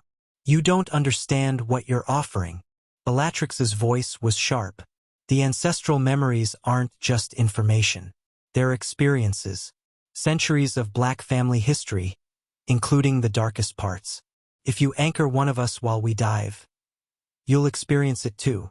Harry thought about that. About willingly exposing himself to generations of dark magic practice, of cruelty and ambition and the terrible things the Black family had done in the name of duty. Then he thought about the alternative, the Hollow King waking, the containment failing, everything he'd fought for being swept away by something older and hungrier than Voldemort could have ever dreamed of being. When do we start? The ritual required preparation. 3 hours of preparation, as it turned out. Gathering ingredients from the house's surprisingly well-stocked potion supplies, drawing circles on the floor of the basement ritual space, and consulting texts that Harry couldn't read because they were written in some ancient form of Latin that hurt his eyes to look at directly. Andromeda had volunteered to be the one who dove. I'm the most stable, she'd said simply, cutting off Bellatrix's objection. And I have the most experience with memory magic. If anyone can navigate the ancestral consciousness without losing themselves, it's me. Harry didn't argue. He could feel through the bond that she was right. Her mind was steadier than her sister's, tempered by years of living outside the family's direct influence. Whatever waited in the ancestral memories, she was the best equipped to handle it. They gathered in the basement just after midnight. The ritual circle was elaborate, concentric rings of silver and copper, with symbols Harry didn't recognize traced in what Narcissa assured him was ethically sourced dragon blood. Candles burned at specific points, their flames perfectly still despite the basement's draft. Once we begin, don't break physical contact, Andromeda instructed. She was kneeling in the center of the circle, wearing simple white robes that made her look like a sacrifice. The anchor bond will form through touch. If you let go, I might not be able to find my way back. I won't let go. I know. She smiled slightly. I can feel it through the bond. Your stubbornness. It's actually rather reassuring. Harry took his position across from her, placing his hands on her shoulders. He felt the bond between them strengthen at the contact. A channel opening, their magical presences beginning to merge. Begin the chant, Andromeda told her sisters. Narcissa and Bellatrix took their positions outside the circle, each holding a candle. They began speaking in unison, words that weren't quite Latin, weren't quite English, but something older than both. The air grew heavy. The candle flames flickered and turned silver. Andromeda closed her eyes. Sanguis memorat. Blood remembers. The world shifted. Harry felt himself being pulled. Not physically, but mentally, spiritually. his consciousness dragging along behind Andromeda's as she dove into something vast and ancient. He tried to hold on, to maintain his sense of self, but it was like trying to catch smoke. Then the memories began. A girl with dark hair stands before a mirror, watching her reflection shift into something older, something else. She is 15, and today she will learn the truth about her family. "We are the guardians," her mother says behind her. "We have always been the guardians. Since before there was a Britain, before there were founders, before there was anything but wilderness and wild magic." Guardians of what? Her mother's hand touches her shoulder, and the mirror shows something that isn't a reflection. Something dark and vast and hungry, pressing against barriers that shimmer like soap bubbles. Of that, a man in ancient robes stands on a cliff overlooking the sea. His name is Arcturus, and he is the last of his kind, the last practitioner of the old ways, the last who remembers how the binding was made. Below him, something stirs in the water. Something that shouldn't exist, that defies everything magic is supposed to be. It has no shape, no form, only hunger, only need. "You cannot destroy it," says the woman beside him. "Her name is lost to history, but she will one day be called a founder. Nothing can. The best we can do is contain it. Then we will contain it." Arcturus looks at his children, at his grandchildren, at the generations stretching forward into a future he cannot see. "My bloodline will hold the chains, until the end of time if necessary. And if the chains break, then we will forge new ones." He begins to chant, and the binding takes shape. Not a spell but a promise, a covenant written into blood and bone and the very fabric of reality.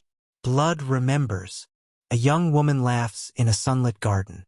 She is Bellatrix at 18, before Azkaban, before Voldemort, before any of it.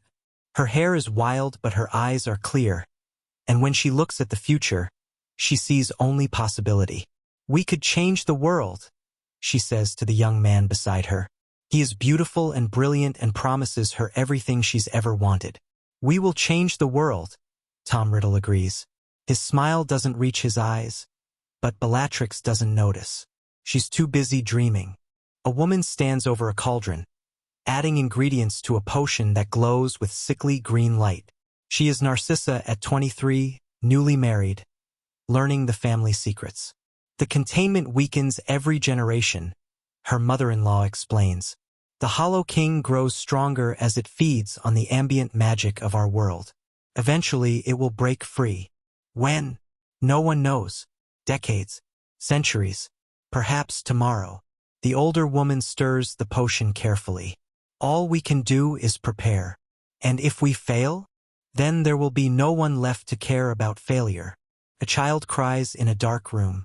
She is Andromeda at 12, punished for asking the wrong questions. The binding presses against her thoughts, trying to shape her into something acceptable. She fights it. She has always fought it.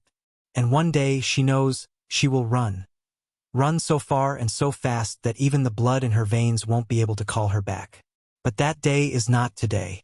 Today she cries, and the darkness presses close, and somewhere in the depths of reality, something ancient stirs in its sleep. The memories came faster now, overlapping and blurring. Generations of Black family history, triumphs and tragedies, births and deaths, and terrible choices made in the name of duty. Harry felt himself drowning in it, losing track of which life was which pain belonged to whom. But through it all, one thread remained constant. The binding, the containment, the endless, exhausting work of keeping something terrible locked away. And then, finally, he saw it. Not the Hollow King itself, that was too vast, too alien for human minds to comprehend, but the structure of its prison. The binding wasn't just a spell or a ritual. It was a living thing, a construct of pure magic that had been fed by Black family blood for 1,000 years. It wound through every member of the bloodline like veins, connecting them all to a central node that Harry recognized with a shock. Grimmauld Place. The house wasn't just a family home. It was the keystone of the entire containment. Every ward, every protection, every drop of blood that had been spilled within its walls had fed into the binding, strengthening the chains that held the Hollow King at bay. And now Harry was its master. He felt the realization settle into him like a key turning in a lock. The victor's right hadn't just given him authority over the Black Sisters. It had made him part of the binding itself. His magic was now woven into the containment, his blood now carrying a fraction of the weight. He could strengthen it, if he wanted to, if he was willing to make the same sacrifice every Black had made before him, to give himself to the duty, to let the binding reshape him into what it needed. Or he could try something different. The memories swirled around him, showing him glimpses of alternatives. Failed experiments, forbidden research, ideas that generations of Blacks had considered and rejected because they were too dangerous, too unpredictable, too likely to backfire. But one kept recurring. One approach that had been suggested and abandoned a dozen times over the centuries, always dismissed as impossible. Don't just contain the Hollow King. Change it. The binding had been designed as a prison, but magic wasn't static. It evolved, adapted, grew. What if the containment could be modified? What if instead of just holding the entity in place, it could gradually transform it into something less dangerous? It would require new magic, new blood, someone from outside the Black bloodline who could introduce fresh perspectives, fresh approaches. The memory dive shattered. Harry snapped back to himself, gasping, his hands still gripping Andromeda's shoulders. She was crying, great heaving sobs that shook her whole body, and he realized with horror that she'd experienced everything he had. Every memory, every secret, every terrible truth. "I've got you," he said, pulling her close. "I've got you. We're back. We're here." Narcissa and Bellatrix were at the edge of the circle, faces pale. The candles had burned out, leaving them in darkness except for the faint glow of the ritual symbols. "What did you see?" Narcissa demanded. Harry looked at her, at all of them, these three women who had been carrying an impossible burden since childhood, who had been broken and rebuilt and broken again in service of a duty they never chose. "I saw the answer," he said. "I know how to fix this." "How?" Harry smiled, and for the first time since the war ended, he felt something that might have been hope. "We don't destroy the Hollow King. We don't just contain it. We change it."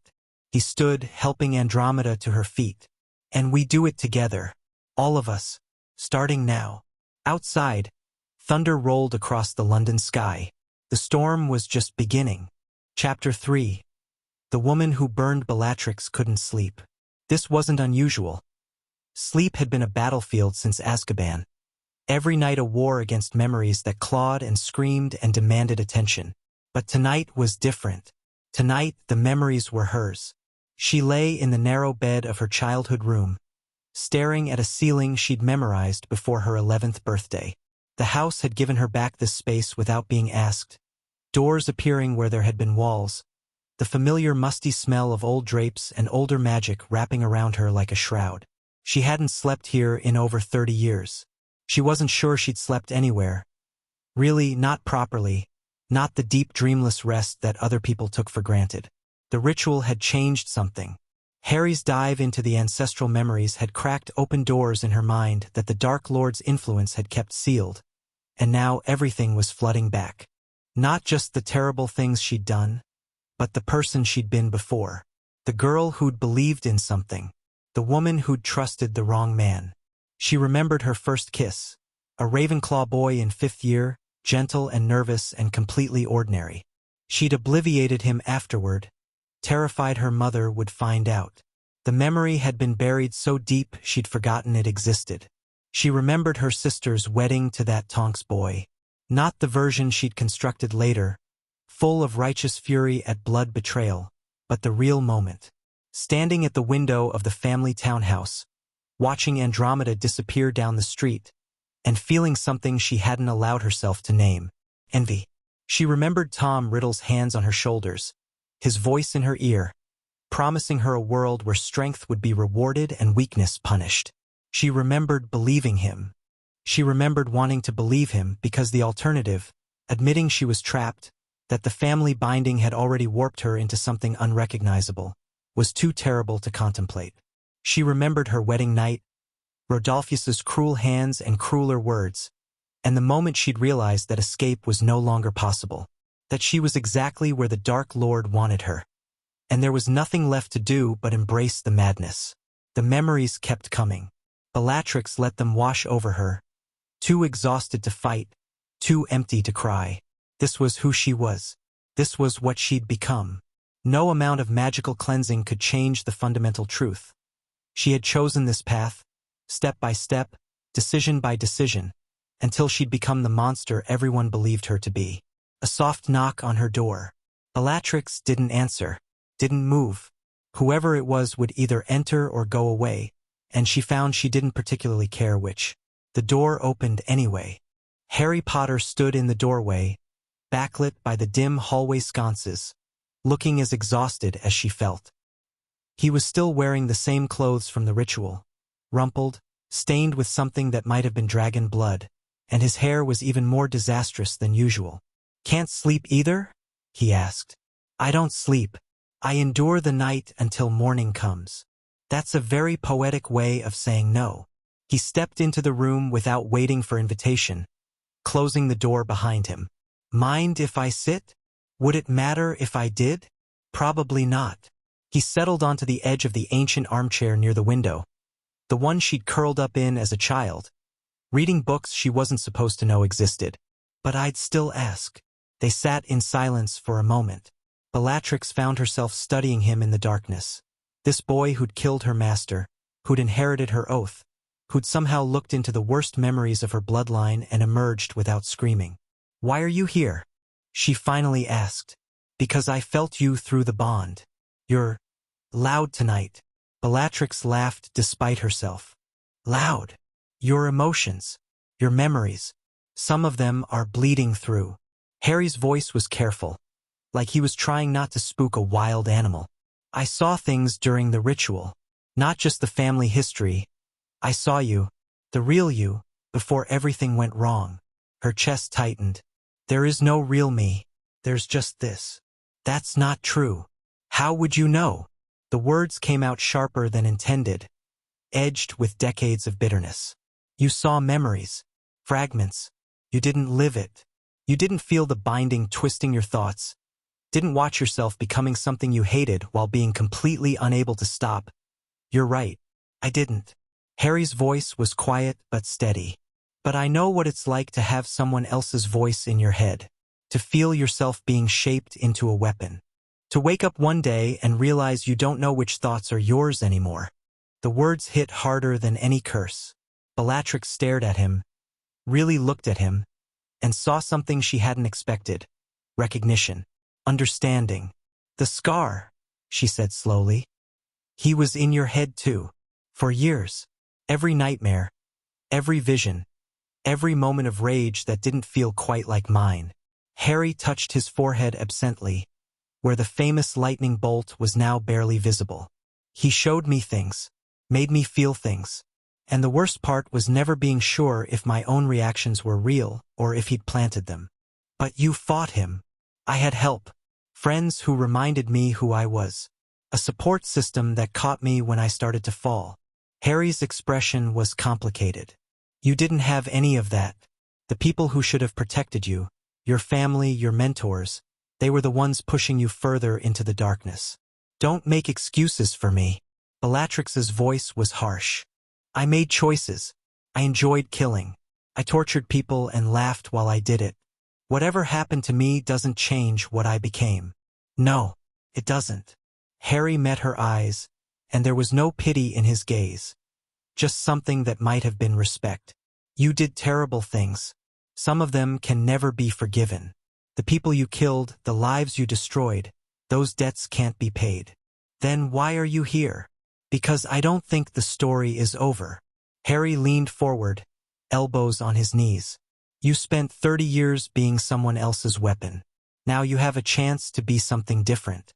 Maybe not good, maybe that's too much to ask, but something yours.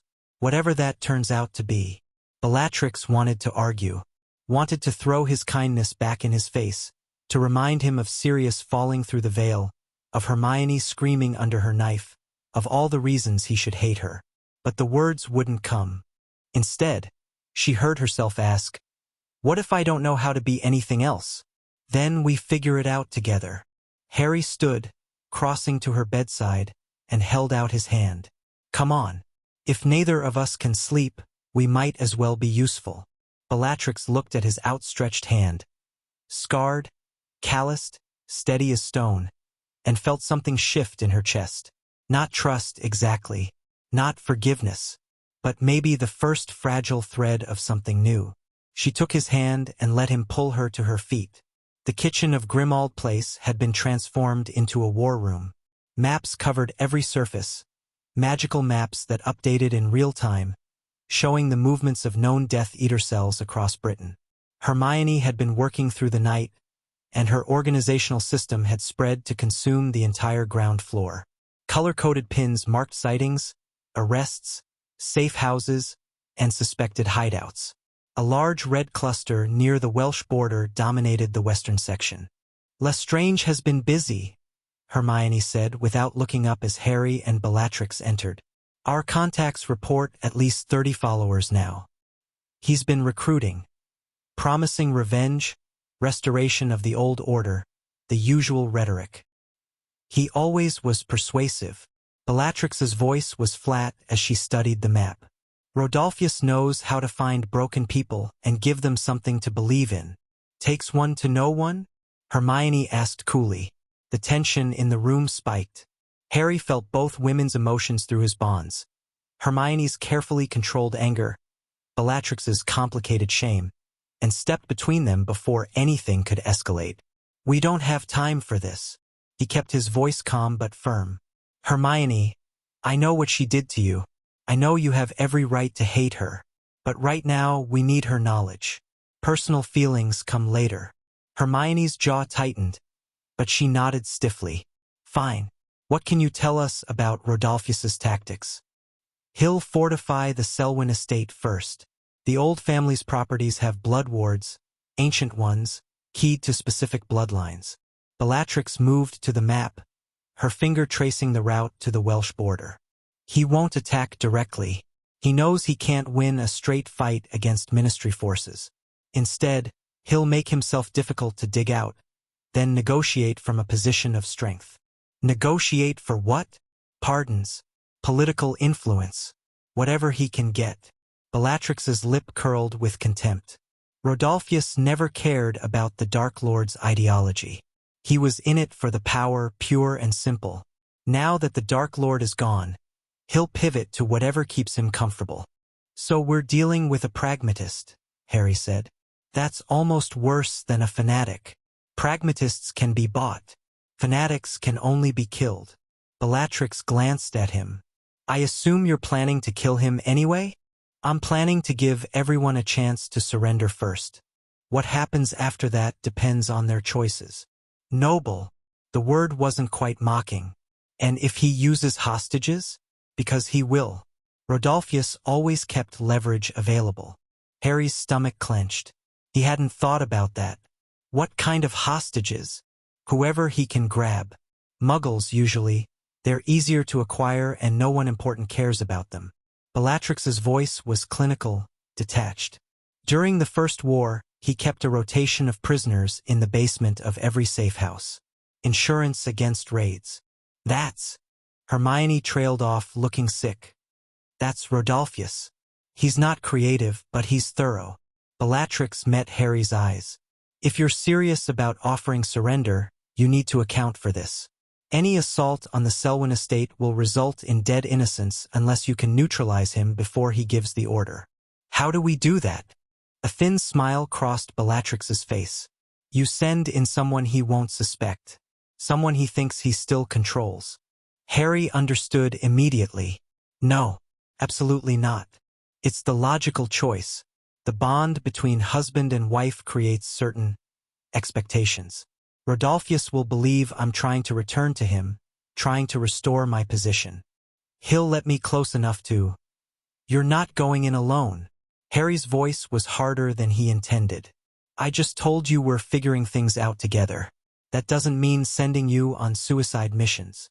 It's not a suicide mission. It's an infiltration. Bellatrix's expression was unreadable. I know his patterns, his weaknesses, his blind spots. I can get to him in ways no one else can. She's right. Narcissa's voice came from the doorway. She was dressed for travel, her hair pulled back severely, looking every inch the pure-blood aristocrat. Rodolphus has always underestimated women. He'll assume Bella is desperate, lost without a master to serve. He won't see the threat until it's too late. And if she decides to stay with him? Hermione asked quietly. If this is all an act to get back to her husband? The question hung in the air. Harry felt Bellatrix's reaction through the bond. A flash of fury, then something colder, more painful. I would rather die, Bellatrix said softly, than let that man touch me again. The sincerity of it rang through the bond like a bell. Harry felt it in his bones. Not just the words, but the memories behind them. The years of degradation. The forced intimacy with someone who saw her only as a possession. The relief, shameful and overwhelming, when she'd realized the bond to Harry meant Rodolphus's claim on her was broken. All right, Harry said. We do this together. But not alone. I'm coming with you. That defeats the purpose. No, it changes the approach. Harry's mind was racing now, pieces falling into place. You said Rodolphus will expect you to come crawling back. What if you come back with something better? What if you're bringing him the boy who lived as a gift? Understanding dawned in Bellatrix's eyes.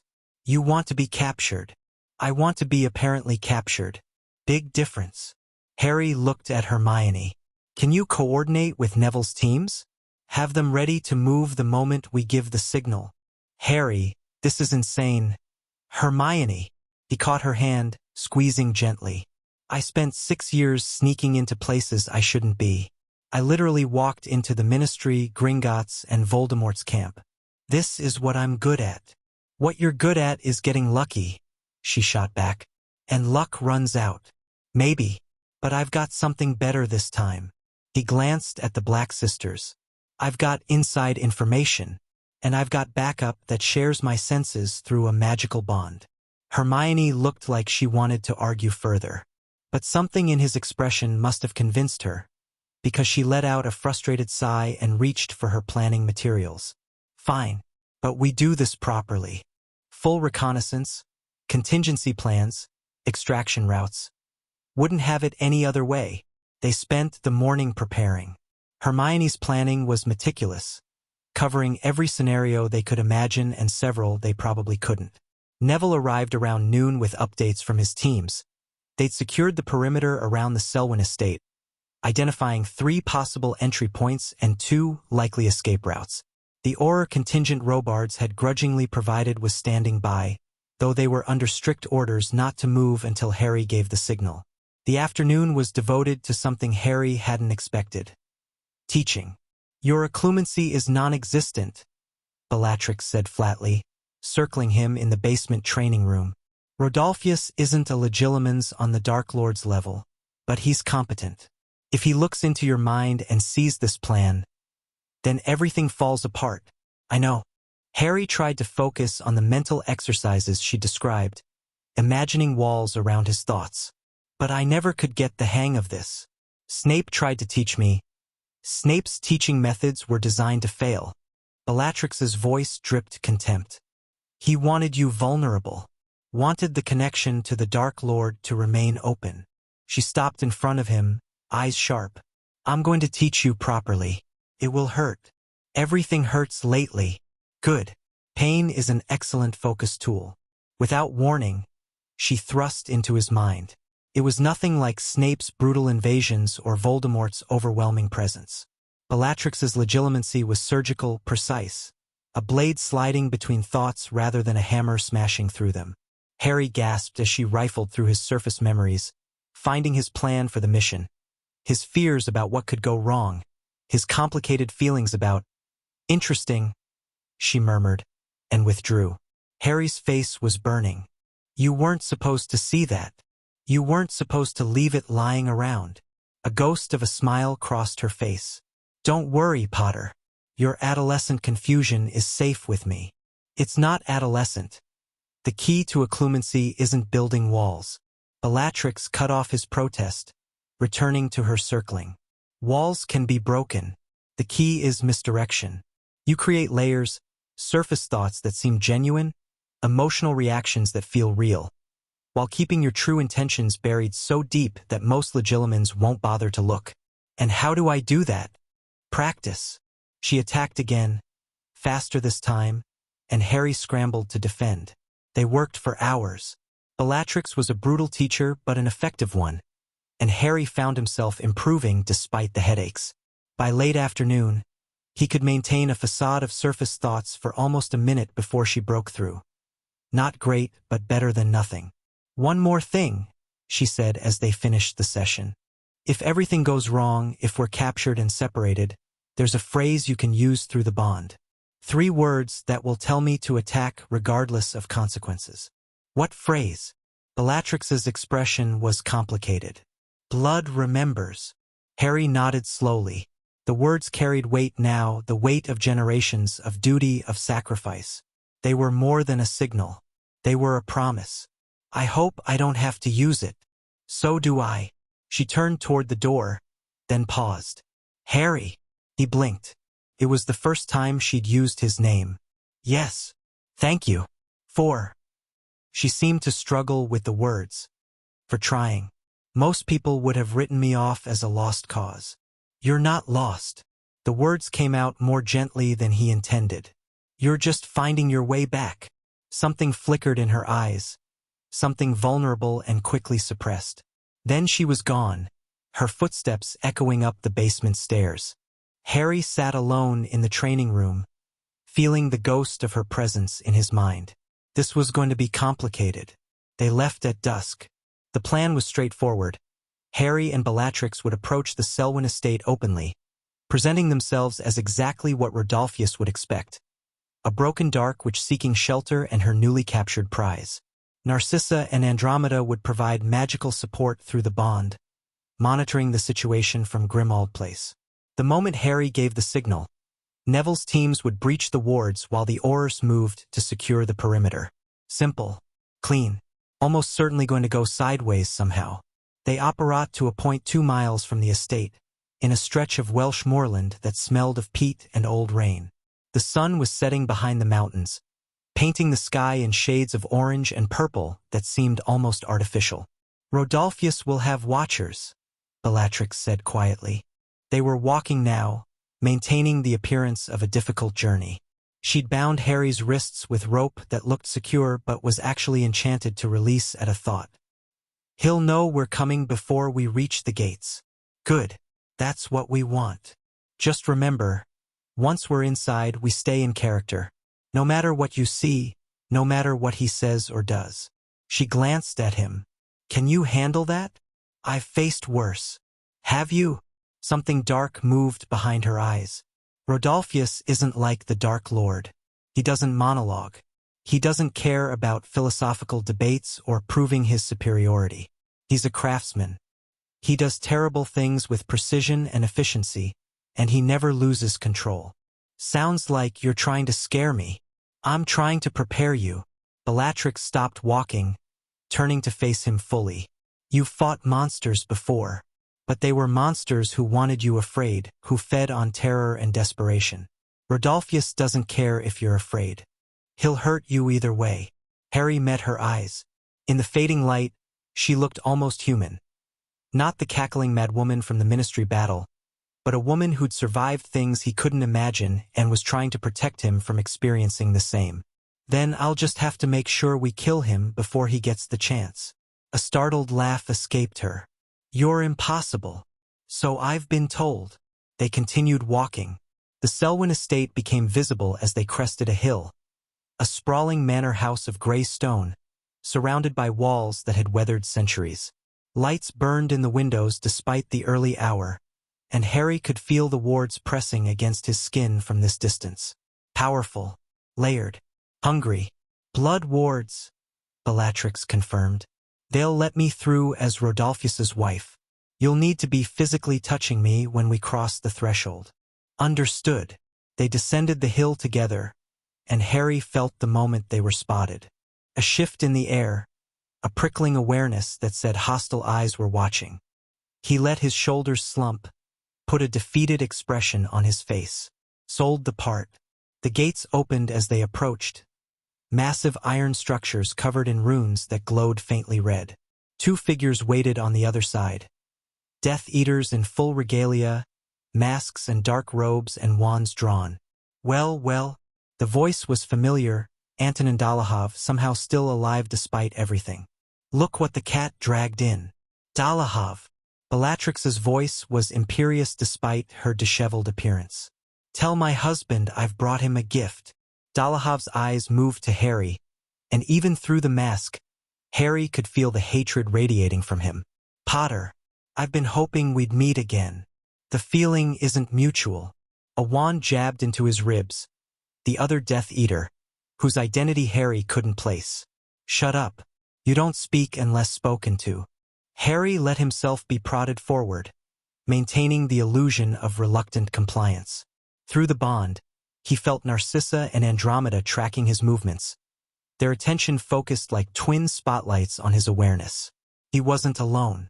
The manor's interior was surprisingly elegant. All dark wood and antique furniture, the kind of old money aesthetic that screamed centuries of pure blood breeding. Death Eaters lounged in doorways and shadowed corners, watching the procession with varying degrees of interest. Harry counted at least 15 on the way to the main hall, plus another 10 he sensed but couldn't see. More than they'd expected. Not unmanageable, but concerning. The main hall was dominated by a massive fireplace, currently blazing despite the summer warmth. Before it, seated in a chair that was clearly meant to evoke a throne, was Rodolphus Lestrange.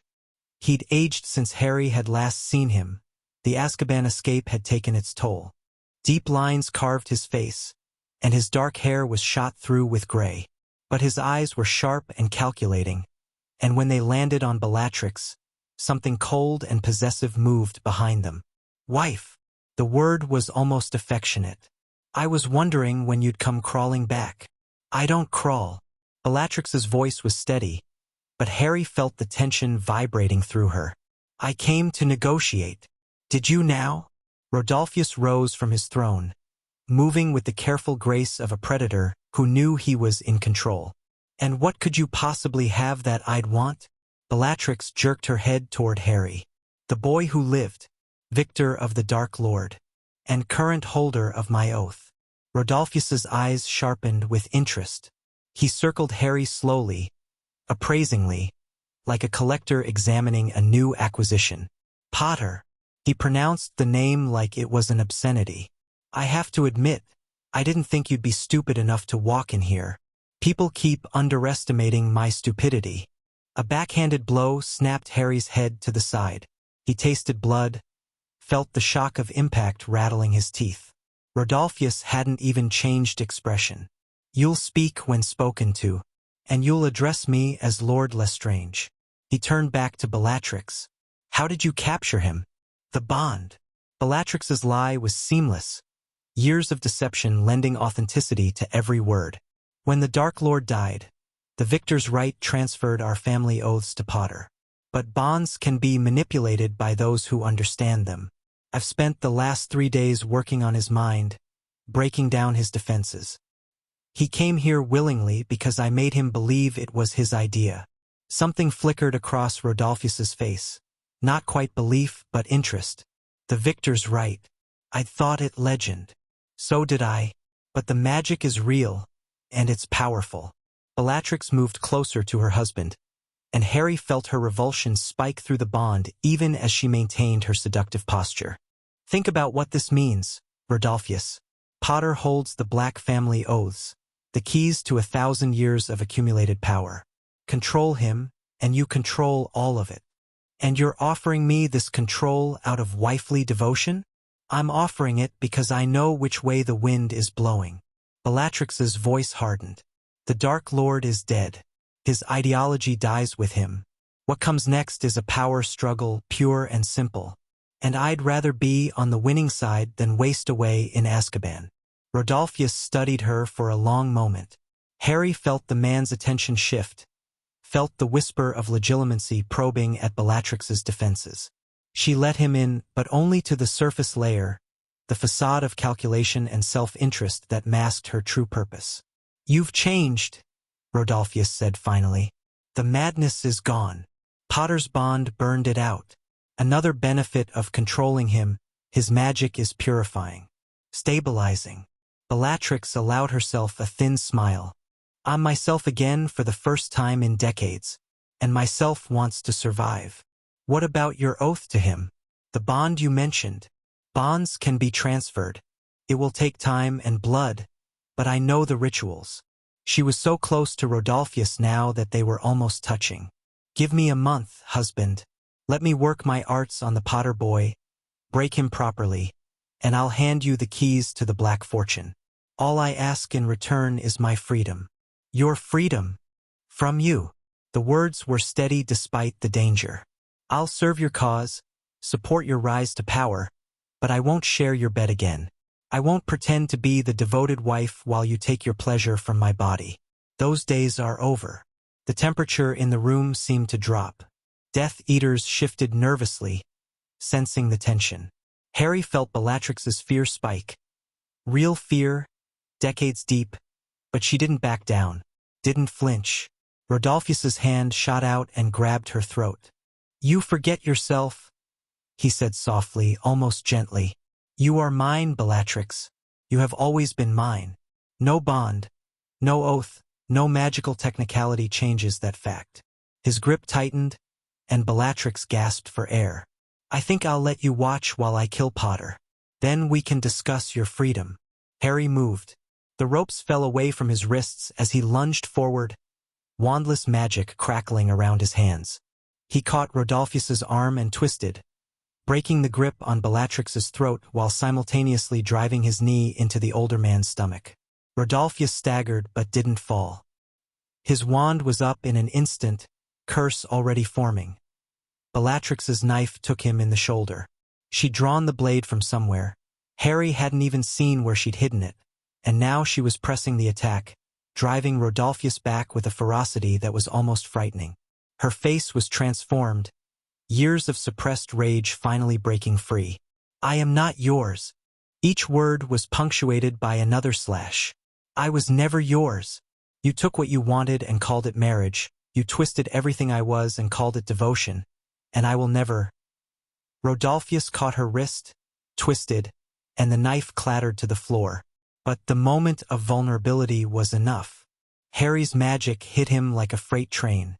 The spell wasn't anything taught in school, wasn't anything he'd learned from a book or practiced in training. It was pure will, pure intent, shaped by 17 years of rage and loss and desperate survival. Rodolphus flew backward, crashing through his throne and into the fireplace behind it. Flames erupted around him, mundane fire mixing with magical backlash. "Now!" Harry shouted, and felt the bond carry his signal outward. The wards shattered. Neville's teams breached from 3 directions simultaneously, curse fire lighting up the manor. Death Eaters scrambled to respond, but they'd been caught off guard. Their leader was down, their defensive positions compromised, and suddenly there were horrors pouring through windows and doors. Harry grabbed Bellatrix and pulled her behind an overturned table as spells flew overhead. She was bleeding from somewhere. The throat, he realized, where Rodolphus's grip had broken skin. But her eyes were bright with something that might have been joy. "He's not dead," she gasped. "The fire won't kill him, he's warded against." A figure emerged from the flames. Rodolphus Lestrange was burning. His robes were gone, his skin blackened and cracked, but he was standing. Some dark enchantment was keeping him on his feet, keeping him fighting despite injuries that should have been fatal. "Potter!" The scream was inhuman, torn from a throat that was charred beyond recognition. "I'll kill you. I'll kill everyone you've ever." Bellatrix stood up. She walked toward her husband calmly, steadily, ignoring the battle raging around them. Her wand was in her hand now. Harry's wand, he realized, which she must have taken during the fight, and her expression was utterly serene. "Bella!" Rodolphus's voice cracked. "Bella, wait. You wanted to know what changed?" She raised the wand. "I remembered who I was before you. I remembered who I was before him." and I decided that whoever that girl might have become, whatever future was stolen from her, she deserves to be avenged. I can give you power. I don't want power. Bellatrix smiled, and it was the most peaceful expression Harry had ever seen on her face. I want to watch you die. The killing curse was green as envy, green as jealousy, green as 30 years of suppressed hatred finally finding release. Rodolphus Lestrange crumpled and did not rise. Bellatrix stood over his body for a long moment, breathing hard, the borrowed wand trembling in her grip. Then she turned to Harry, and he saw tears streaming down her face. It's done, she whispered. It's finally done. Harry crossed to her and caught her as her legs gave out. The cleanup took hours. 17 Death Eaters captured. For killed in the fighting, 2 escaped through emergency portkeys before anyone could stop them. The Aurors were efficient and professional, though Harry noticed several giving him odd looks. Not hostile exactly, but measuring, reassessing. The hostages were found in the basement, as Bellatrix had predicted. 8 Muggles, ranging in age from 16 to 70, all showing signs of prolonged captivity. Hermione organized their memory modification and safe return personally, her face pale but determined. Harry and Bellatrix sat on the manor's front steps as the sun rose, watching the aftermath unfold. Neither of them had spoken in nearly an hour, but the silence wasn't uncomfortable. Through the bond, Harry could feel her exhaustion, her grief, her overwhelming relief. I thought I'd feel different, she said finally. Killing him, I thought it would fix something. Did it? I don't know. She looked at her hands, still stained with blood, still trembling slightly. He's been the monster in my nightmares for so long, and now he's just gone. Feels empty. Revenge usually does. Harry leaned back against the stone steps. At least that's what I'm told. Killing Voldemort didn't fix anything either. Just left a hole where the purpose used to be. So what do we do? Find new purposes. Or build them. He glanced at her. You said you remembered who you were before all this. What did that girl want? Before Riddle, before the family pressure, before any of it. Bellatrix was quiet for a long moment. She wanted to be powerful, but not like the Dark Lord's power. She wanted to prove that witches could be as strong as any wizard. That blood status was less important than talent and ambition. A bitter laugh. Ironic, isn't it? I ended up serving a half-blood who was more obsessed with blood purity than anyone. That's not ironic. That's manipulation. Harry watched a group of Aurors march past, prisoners in tow. Riddle saw what you wanted and twisted it into something he could use. That doesn't make the original desire wrong. Doesn't make it right either. No, but maybe it's something to build on. He stood, offering her his hand. Come on. We should get back to Grimmauld Place before Hermione has a breakdown. Bellatrix looked at his hand. The same gesture he'd made in her bedroom. The same offer extended without expectation. This time, she took it without hesitation. Harry. Yes. Thank you for letting me kill him.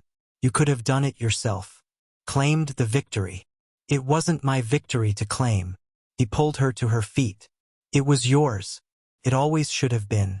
Something shifted in her expression. Something that looked almost like the beginning of trust. Blood remembers, she said quietly. Blood remembers, he agreed. They operat home together, and if Harry's hand lingered in hers a moment longer than necessary, neither of them mentioned it. Chapter 4. What sisters keep the kitchen of Grimmauld Place smelled like burnt toast and old arguments. Andromeda stood at the stove, prodding something that had probably started as eggs with a wand that sparked unpredictably. Narcissa sat at the long table, tea growing cold before her, watching her sister's back with an expression that hovered between concern and calculation. Bellatrix occupied the corner chair, the one with the best sightlines to both doors, and hadn't moved in 20 minutes. Harry paused in the doorway, taking in the scene. 3 days had passed since the Selwyn assault. 3 days of debriefings, political maneuvering, and carefully avoiding the growing tension between the Black sisters. But tension, he was learning, had a way of demanding attention eventually. The eggs are screaming, Luna observed from somewhere behind him. Andromeda jumped, nearly dropping her wand into the pan. They're not.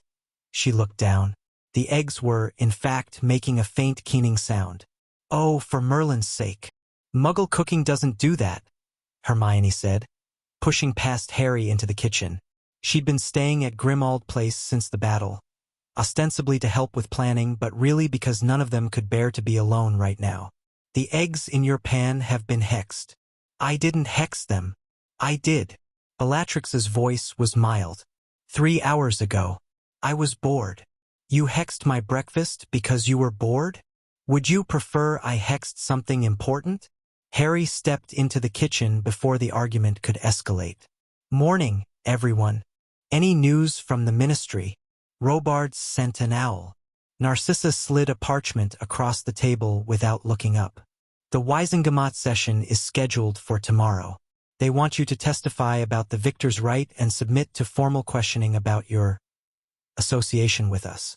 That's a polite way of saying they want to know if I've been corrupted by dark magic. It's the polite way of saying many things. Narcissa finally met his eyes. I've prepared a statement for you to read. It addresses the legal questions while revealing nothing useful about our actual situation. I'm not reading a prepared statement. I'm going to tell them the truth. The truth is complicated. So am I.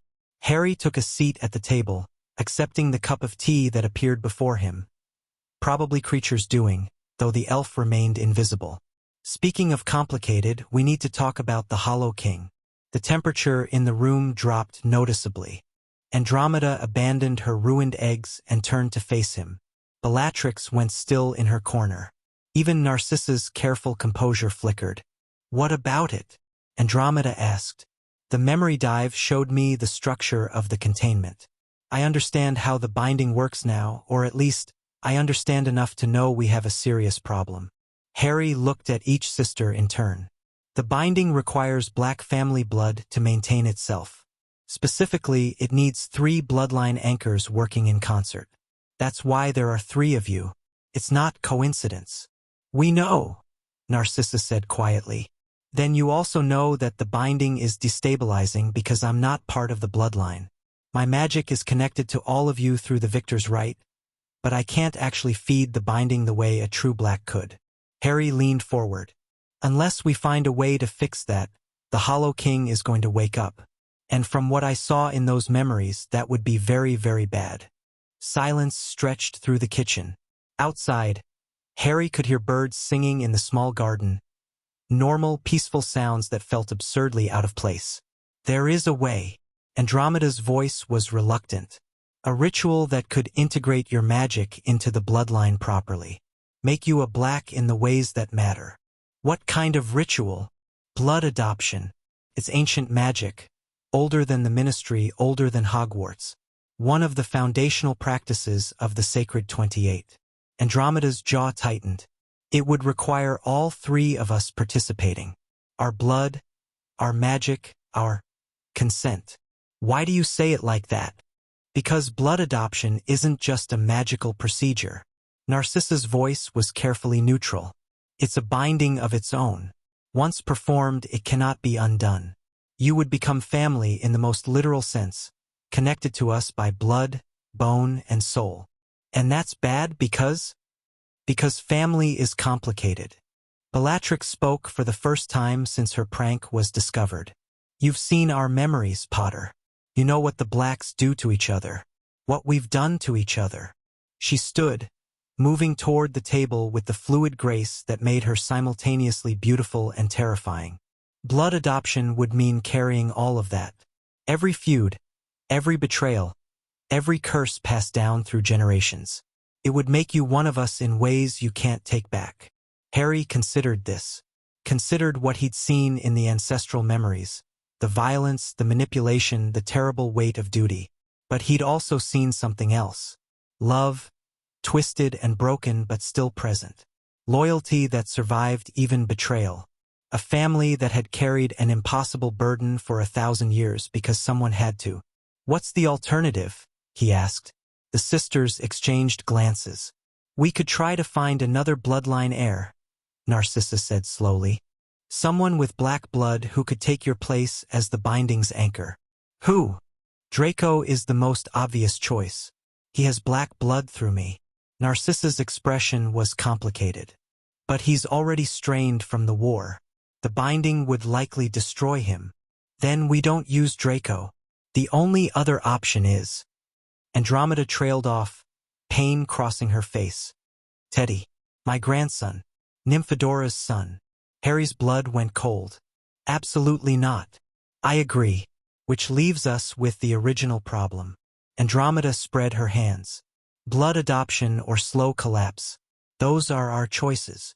Then blood adoption it is. Harry kept his voice steady despite the weight of what he was agreeing to. Tell me what the ritual requires. It's not that simple. Narcissa stood, beginning to pace. A nervous habit Harry hadn't seen from her before. The ritual requires more than just willingness. It requires honesty. Complete and total honesty between all participants. Meaning? Meaning secrets. Bellatrix's voice was sharp. Meaning all the things we've hidden from each other for decades. The ritual won't work if we're carrying lies into it. The magic will sense the deception and reject the adoption. Harry looked between the three of them. Narcissa with her careful masks, Andromeda with her quiet grief, Bellatrix with her barely contained damage. They'd been circling each other for days, politeness covering wounds that had never healed. Then we start now. He stood. The three of you have been dancing around something since you got here. Old arguments, old pain. I can feel it through the bond. If we need honesty for the ritual to work, then let's have it. All of it. Right now. You don't know what you're asking, Andromeda said quietly. I know exactly what I'm asking. I saw it in the memories, remember? I know about the disownment. I know about Bellatrix holding you down while your mother performed the ritual. He met Andromeda's eyes. I know you've never forgiven either of them for it. Andromeda's face went white. That's not. It is. Felt it, Andy. 30 years of resentment. Buried under duty and distance but never actually dealt with. Harry turned to Narcissa. And you watched it happen. You were 14 years old and you stood there and did nothing while your mother carved your sister out of the family. I was a child. You made a choice. We all make choices. He faced Bellatrix last. And you've been carrying guilt about that day since the bond broke Riddle's influence. But you've never actually apologized. Never tried to make it right. The kitchen was silent except for the ticking of an ancient clock. 3 women, 3 sets of wounds, 3 decades of damage. So here's what's going to happen. Harry's voice was gentle but implacable. We're going to sit down, all of us, and we're going to talk about it. Really talk, not the polite evasions you've been using. And if that means screaming and crying and throwing hexes, then that's what it means. But we're not leaving this room until you've actually faced what happened between you. You can't force us to, Narcissa started. I'm not forcing anyone. I'm asking.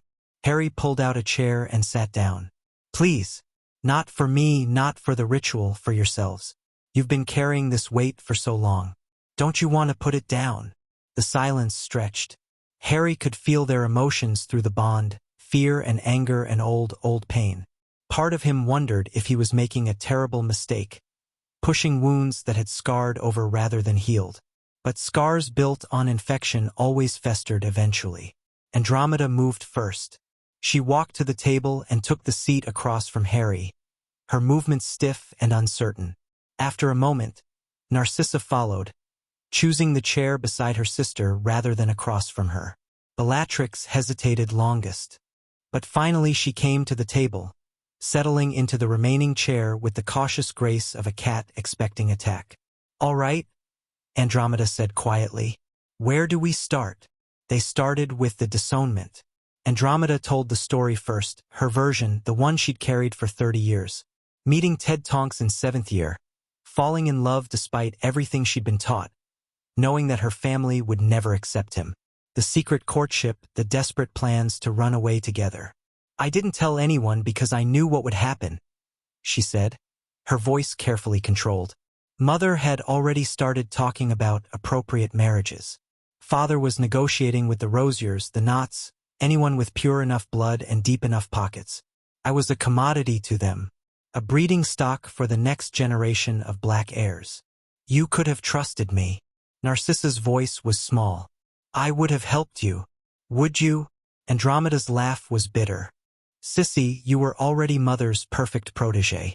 Every word out of your mouth was calculated, every action designed to maximize advantage.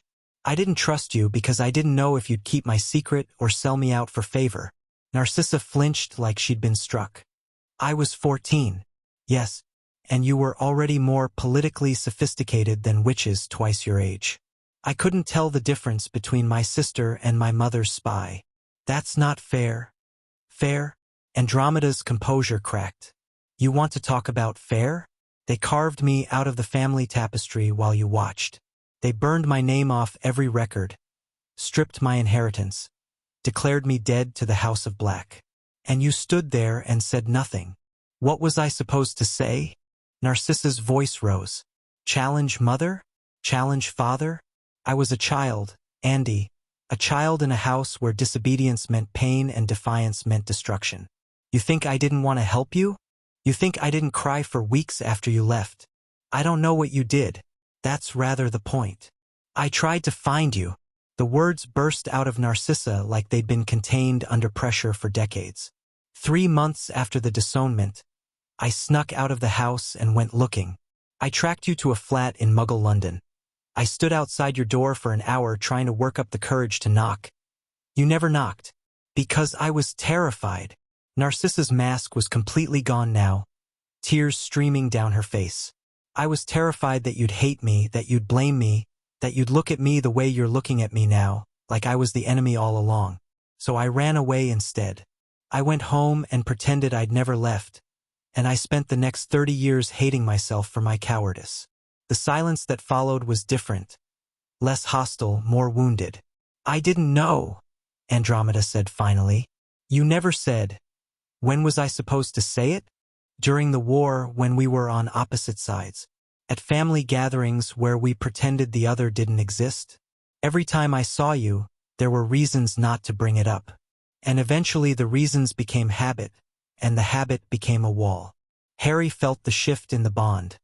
Andromeda's anger flickering, not disappearing but transforming.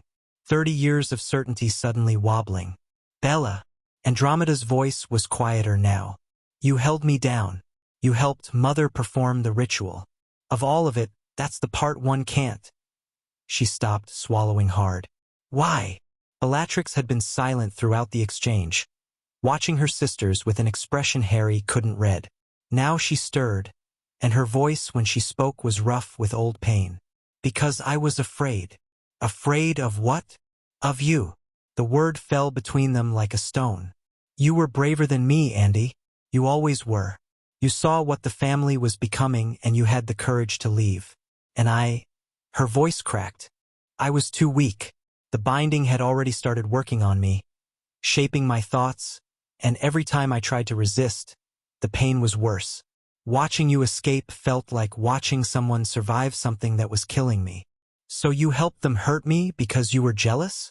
I helped them hurt you because I couldn't stand to see you get away. Bellatrix's eyes were bright with tears she refused to shed. If you could leave and I couldn't, if you could be free and I was trapped forever, I couldn't bear it.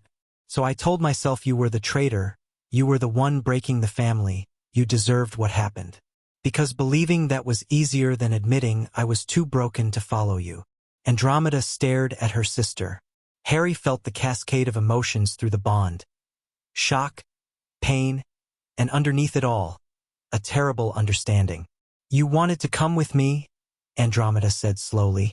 That's what you meant last night, about watching me run and wanting to run too. I wanted it more than anything. Bellatrix's voice was barely a whisper. But I was already gone by then. The girl who might have run with you, she was already dying. By the time you left, there was only the weapon they'd made me into. Bella, don't. Bellatrix held up a hand. Don't pity me. I made choices after that. Terrible choices that had nothing to do with the binding or the family or anyone else's influence. I became the monster willingly in the end. Whatever sympathy I might have earned died somewhere between my first murder and my 100th. That's not. It is. It has to be. Bellatrix met Andromeda's eyes. I'm not telling you this to earn forgiveness. I don't deserve forgiveness and I won't pretend I do. I'm telling you because you asked. Because Harry said we need honesty for the ritual to work. So here's my honesty. I betrayed you out of weakness and jealousy and fear, and I've hated myself for it every day since, even when I couldn't remember why. The kitchen was quiet except for the sound of breathing. Harry watched 3 women sit with truths they'd avoided for decades. Painful truths, ugly truths, but real. I have something to confess too. Narcissa's voice was steady despite the tears still tracking down her face. About why I really married Lucius. Andromeda turned to look at her. Everyone assumed it was for status. For the Malfoy fortune. For political advantage. Narcissa's jaw tightened. But the truth is, I married him because he was the first option that would get me out of Mother's house. I didn't love him. I barely liked him. But he wanted a beautiful pureblood wife and I wanted freedom. And we made a transaction. That's not unusual for families like ours, Andromeda said carefully. No, but what I did afterward was. Narcissa's hands were trembling on the table. I knew about the Hollow King by then. Mother had told me, prepared me to take her place as one of the binding's anchors. And I realized if the containment ever failed, if the entity ever broke free, everyone connected to the Black bloodline would be destroyed. So I made a deal. Narcissa's voice dropped. With the Hollow King itself. The temperature in the room plummeted. Harry felt frost forming on the windows, felt the house's magic shriek in alarm. Both Andromeda and Bellatrix had gone rigid. What kind of deal? Harry asked, keeping his voice calm despite the cold dread spreading through his chest. Information in exchange for protection. Narcissa wouldn't meet anyone's eyes. I visited the binding site, the deep chamber beneath the family seat, and I spoke to it. Told it about the Dark Lord's rise, about the war that was coming, about everything that might affect the containment. She swallowed. And in exchange, it promised that when it finally broke free, it would spare me and Draco. You've been feeding intelligence to an apocalyptic entity for 20 years. Andromeda's voice was flat with horror. I was trying to survive. I was trying to keep my son alive. Narcissa finally looked up, and her expression was desperate. You don't understand what it was like. Being trapped between Lucius and the Dark Lord and the family duty. I had no power, no allies, no way out. The Hollow King offered me something none of them could, a guarantee. A promise that no matter what happened, my child would live. And you believed it? You trusted that thing to keep its word. I didn't have a choice. Narcissa's composure shattered completely. Every other option led to death. My death, Draco's death, everyone's death. At least this way there was a chance. At least this way. This way you doomed everyone else to save yourself. Bellatrix's voice was cold. That's rather fitting, actually. The perfect Narcissa move. Let the world burn as long as you survive. Don't you dare judge me. You served the Dark Lord willingly. I served him because I was broken. What's your excuse? My excuse is that I was alone. Narcissa slammed her hands on the table, magic crackling around her. I was alone, I was scared, and I did what I had to do, just like both of you did what you had to do. We're all monsters here. We're all broken. The only difference is which pieces we're missing. The magic in the room was building towards something dangerous. Harry felt it through the bond. 3 women's emotions spiraling out of control, decades of pain and betrayal reaching critical mass. He stood. Enough! The word carried power, not quite a command, but close. The sisters turned to look at him, their argument suspended. Narcissa made a deal with something terrible because she was desperate and alone. Bellatrix helped hurt Andromeda because she was broken and scared. Andromeda ran away because staying would have destroyed her. Harry looked at each of them in turn. You've all done terrible things. You've all been hurt by terrible things. And you've all been carrying those wounds separately, pretending they didn't connect, when the truth is that what happened to one of you happened to all of you. That's very philosophical, Bellatrix said acidly. But it doesn't change anything, doesn't it? Harry moved to stand between the sisters. The ritual requires honesty. Well, you've been honest. More honest than you've probably ever been with each other. The question now is what you're going to do with it. What is there to do? Andromeda's voice was exhausted. We can't undo what happened. We can't fix 30 years of damage with one conversation. No, but you can start. Harry held out his hands, one toward Narcissa, one toward Andromeda. The binding is failing. The Hollow King is waking up. Whatever Narcissa promised it, whatever deals were made in the past, none of that matters if we don't find a way to work together now. You're asking us to trust each other, Narcissa said quietly. After everything we've just admitted, I'm asking you to try. Harry kept his hands extended. Because right now, trust is the only thing that might save us. And I'm willing to bet that somewhere underneath all the pain and betrayal, you still love each other. Sisters usually do. The moment stretched. Then Narcissa reached out and took his hand. Her grip was cold and trembling, but firm. Andromeda followed a moment later, her touch warmer, steadier. Harry looked at Bellatrix. She stood apart from the others, arms wrapped around herself, expression unreadable. Bella. Andromeda's voice was soft. Please. For a long moment, nothing happened. Then Bellatrix moved, crossed the distance between them and took her sister's hands in hers. The bond between them flared. Harry felt it like lightning. For souls suddenly connected, for sets of memories and emotions and pain flowing together. He saw himself through their eyes. A strange young man who'd stumbled into their lives and refused to give up on them. He felt their fear, their hope, their desperate desire to believe that things could be different. And he felt something else, something old and vast, stirring in its sleep, suddenly aware that something had changed. Interesting, the Hollow King's voice whispered through the connection. Very interesting indeed. The moment shattered. The sisters broke apart, gasping, and Harry staggered backward. It knows. Narcissa's face was white. It knows what we're planning. Good. Harry straightened, pushing down his own fear. Let it know. Let it understand that we're not going to sit here and wait for it to break free. We're coming for it. On our terms, not its. You're insane, Bellatrix said. But there was something like admiration in her voice. Probably. But I'm also your best chance. Harry looked at each of them. Tomorrow I testify before the Wiesengemot. The day after, we perform the blood adoption ritual. And the day after that, we go to the Black family seat and we reforge the binding. That's impossibly fast, Andromeda protested. We need time to prepare, to research. We don't have time. The Hollow King is waking up, and every day we wait gives it more opportunity to escape. Harry's voice was steady despite his pounding heart. We do this now or we don't do it at all. Those are our options. The sisters exchanged glances. Something passed between them, not quite understanding, not quite forgiveness, but something new. Something that might, with time and effort, grow into both. All right, Narcissa said finally. We'll do it your way. We always knew you were the crazy one, Bellatrix added, but she was almost smiling. Andromeda just nodded, her expression thoughtful. Harry let out a breath he hadn't realized he was holding. Okay, then let's get to work. The Wiesengemot chambers had seen better days. The attack on the ministry during the war had damaged the main courtroom, and the repairs were still ongoing.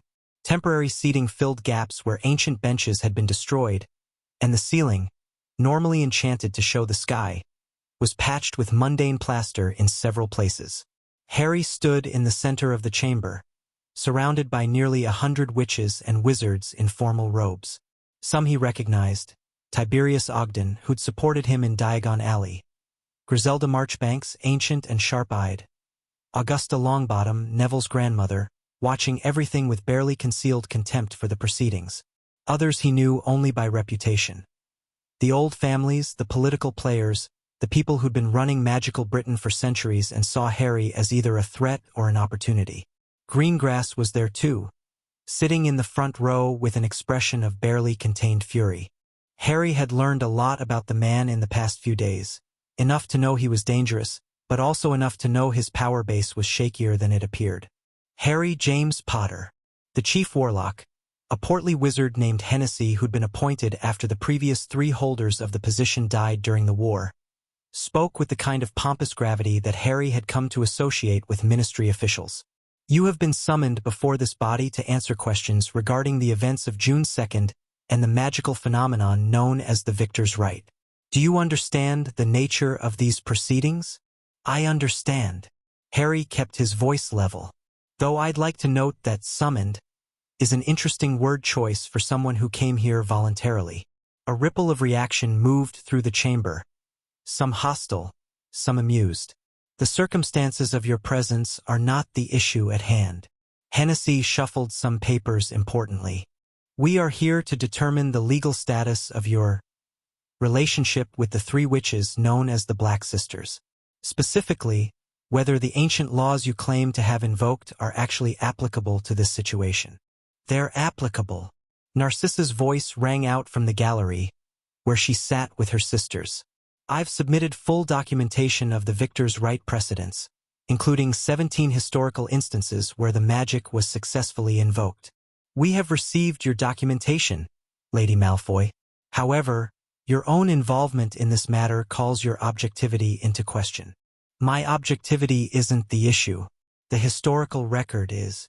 Narcissa's tone was ice. The Victor's Right is established magical law. It cannot be overridden by Wisengamot decree, any more than you could vote to repeal gravity. Murmuring spread through the chamber. Harry saw several older members nodding. They knew the law, even if they didn't like it.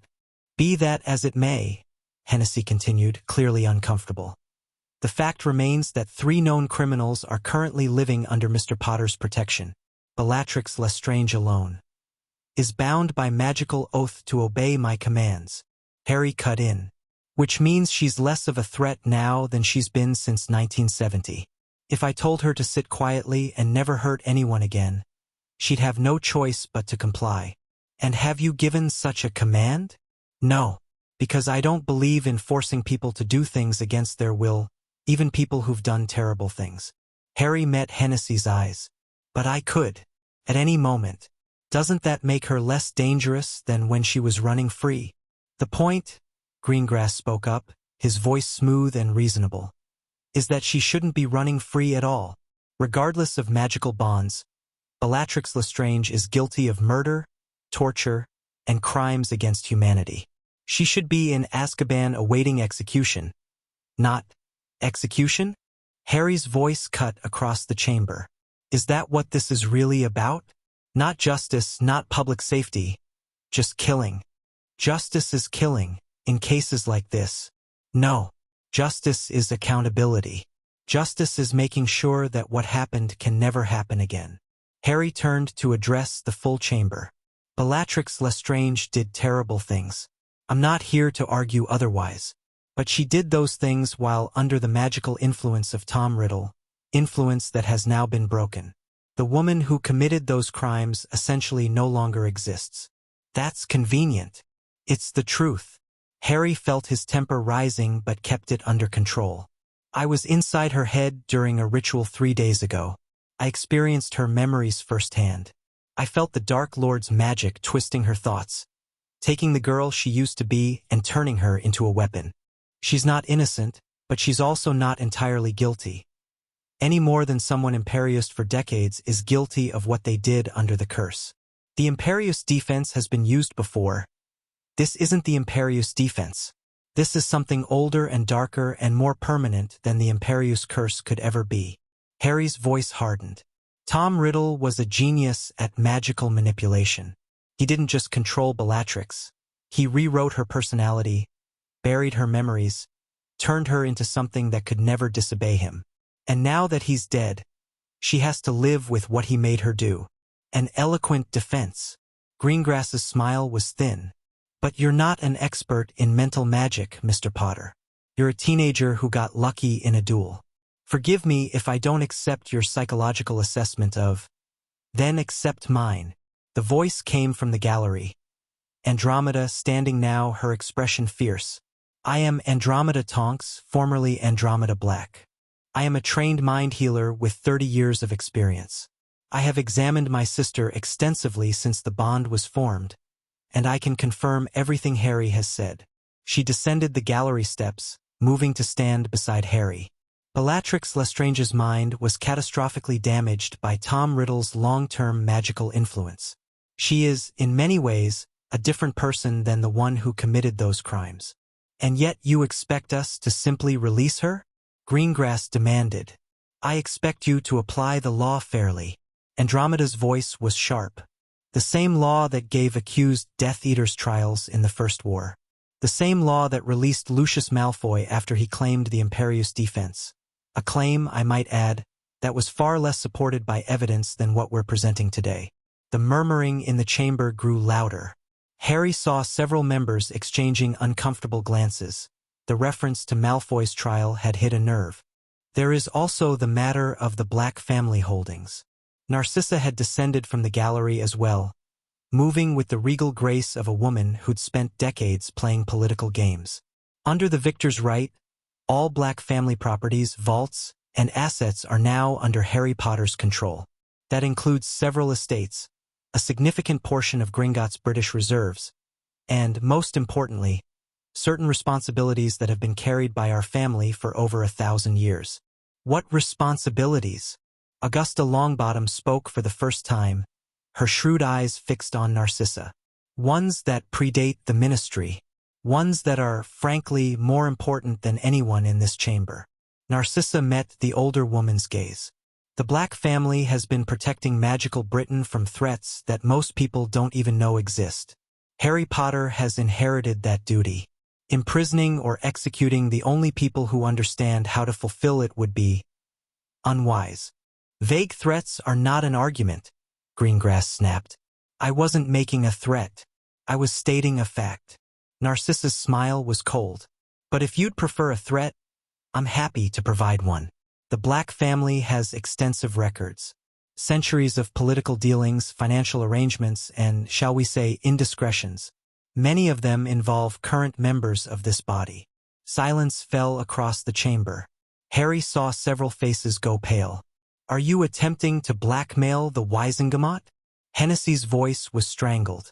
I'm attempting to explain the situation clearly. Narcissa's expression didn't change. We are not criminals seeking mercy. We are representatives of an ancient house offering partnership. Harry Potter ended the war. We can help him win the peace. All we ask in return is the freedom to do our work without interference. This is outrageous. This is politics, Lord Greengrass. I would have thought you'd recognize it. The argument continued for another hour, but Harry could feel the tide turning. Narcissa's combination of legal expertise, veiled threats, and political maneuvering had thrown the opposition off balance. By the time the session adjourned for deliberation, even Greengrass looked uncertain. You were magnificent, Harry told Narcissa as they left the chamber. I was practical. But she allowed herself a small smile. Although I admit, watching Greengrass squirm was satisfying. The vote will be close, Andromeda warned. We haven't won yet. No, but we've bought time. Narcissa's expression sobered. Which is what we needed. Now we have to make it count. They returned to Grimmauld Place as the sun was setting, all of them exhausted but cautiously optimistic. The Wizengamot would vote tomorrow morning. Until then, there was nothing more they could do on the political front, which meant it was time to focus on other preparations. The blood adoption ritual required specific components, ingredients, arrangements, and timing that had to be precisely right. Hermione had been researching the requirements while they were at the ministry, and she met them in the entrance hall with a stack of parchments and a worried expression. The ritual needs to be performed at midnight on a night with no moon, she reported, which gives us 3 days. It also requires several rare ingredients that aren't available commercially. We'll need to source them from alternative channels. The Black family vaults have most of what we need, Narcissa said. I can arrange a trip to Gringotts tomorrow. There's something else. Hermione's expression grew more troubled. The ritual creates a genuine blood bond. Once performed, Harry will be as much a black as any of you. That includes, well, all of it. All of what? Harry asked. The connection to the Hollow King, the ancestral memories, the duty that comes with the bloodline. Hermione met his eyes. Harry, this isn't like joining a family. This is like merging with one. You'll carry their history in your blood. Literally. Every terrible thing the Blacks have done, every sacrifice they've made, it becomes part of you. Harry considered this. He thought about the memories he'd already seen, the darkness, the violence, the weight of 1,000 years of service to a terrible purpose. I know, he said finally. I've already seen what I'm getting into. I'm not doing this blind. But are you sure? Hermione's voice was gentle but urgent. Once it's done, there's no going back. You'll be connected to them forever. Harry looked at the Black sisters. Narcissa with her careful masks, Andromeda with her quiet strength, Bellatrix with her broken edges and fierce determination. I'm sure, he said, because in the end that's what family was. Not perfection, not safety, not even love. Just people who were connected, for better or worse, until the end. And Harry had spent his whole life looking for something like that. He wasn't about to give it up now. Chapter 5. The Hollow King Wakes. The blood adoption ritual began at midnight on a moonless night, in a chamber beneath Grimmauld Place that Harry hadn't known existed until 3 hours ago. The room was ancient, older than the house above it, older than London itself. The walls were rough-hewn stone covered in symbols that predated written English, and the air smelled of earth and iron and something else. Something that made Harry's skin prickle with awareness. This was here before the Blacks built the house, Narcissa explained as they descended the final steps. Before there was a city above us. The family chose this location specifically because of what lies beneath. And what lies beneath? A convergence point, a place where the barriers between our world and other places are thin. She lit torches with a wave of her wand, and shadows danced across walls that seemed to breathe. The original binding was forged here. Every generation since has renewed it in this chamber. Harry looked around, taking in the ritual circle carved into the stone floor, the 4 alcoves set at cardinal points, the altar at the center that was stained dark with centuries of blood. Cheerful place. It serves its purpose. Narcissa moved to the eastern alcove, where candles and components had already been arranged. We should begin. The window for optimal ritual conditions is narrow. The others took their positions, Andromeda to the south, Bellatrix to the west, leaving the northern alcove empty. That would be Harry's place, once the adoption was complete. Remember? Andromeda said, her voice echoing strangely in the chamber. The ritual requires absolute honesty, not just between us, but within ourselves. Any deception, any hidden reservation, and the magic will fail. Or worse, Bellatrix added. Failed blood adoptions have been known to kill everyone involved. Thanks for the encouragement. You asked for honesty. Harry took his position at the center of the circle, standing before the ancient altar. The stone was cold beneath his feet. They'd all removed their shoes, something about direct contact with the earth being necessary for the magic to flow properly. We'll begin with the invocation, Narcissa said. Each of us will speak our true name, not the names we were given, but the names that define who we actually are. Then we'll share blood, share magic, and share ourselves. What does that mean, sharing ourselves? You'll see. Narcissa raised her wand. Sisters, are we ready? Ready, Andromeda confirmed. Ready? Bellatrix echoed, her voice rough but steady. The ritual began. Narcissa spoke first, her voice ringing through the chamber in a language Harry didn't recognize but somehow understood. I am Narcissa, the survivor. I am the one who bent so I would not break. I am the mother who would damn the world to save her child. I am the sister who failed and the wife who endured and the woman who has never stopped fighting, even when the fight seemed hopeless. Magic pulsed through the room, silver light emanating from Narcissa's alcove, flowing toward the center of the circle. Harry felt it wash over him like cool water, carrying with it echoes of Narcissa's life. Her fears, her compromises, her terrible loneliness. Andromeda spoke next. I am Andromeda, the exile. I am the one who ran when running was the only choice. I am the mother who lost everything and the sister who never stopped hoping for reconciliation. I am the healer who could not heal herself and the wife who loved truly and the woman who carries grief like a second skin. More magic, warmer this time, golden light mixing with silver. Harry felt Andromeda's memories touch his mind. Her love for Ted, her pride in Nymphadora, her devastating loss and her stubborn refusal to surrender to despair. Then Bellatrix.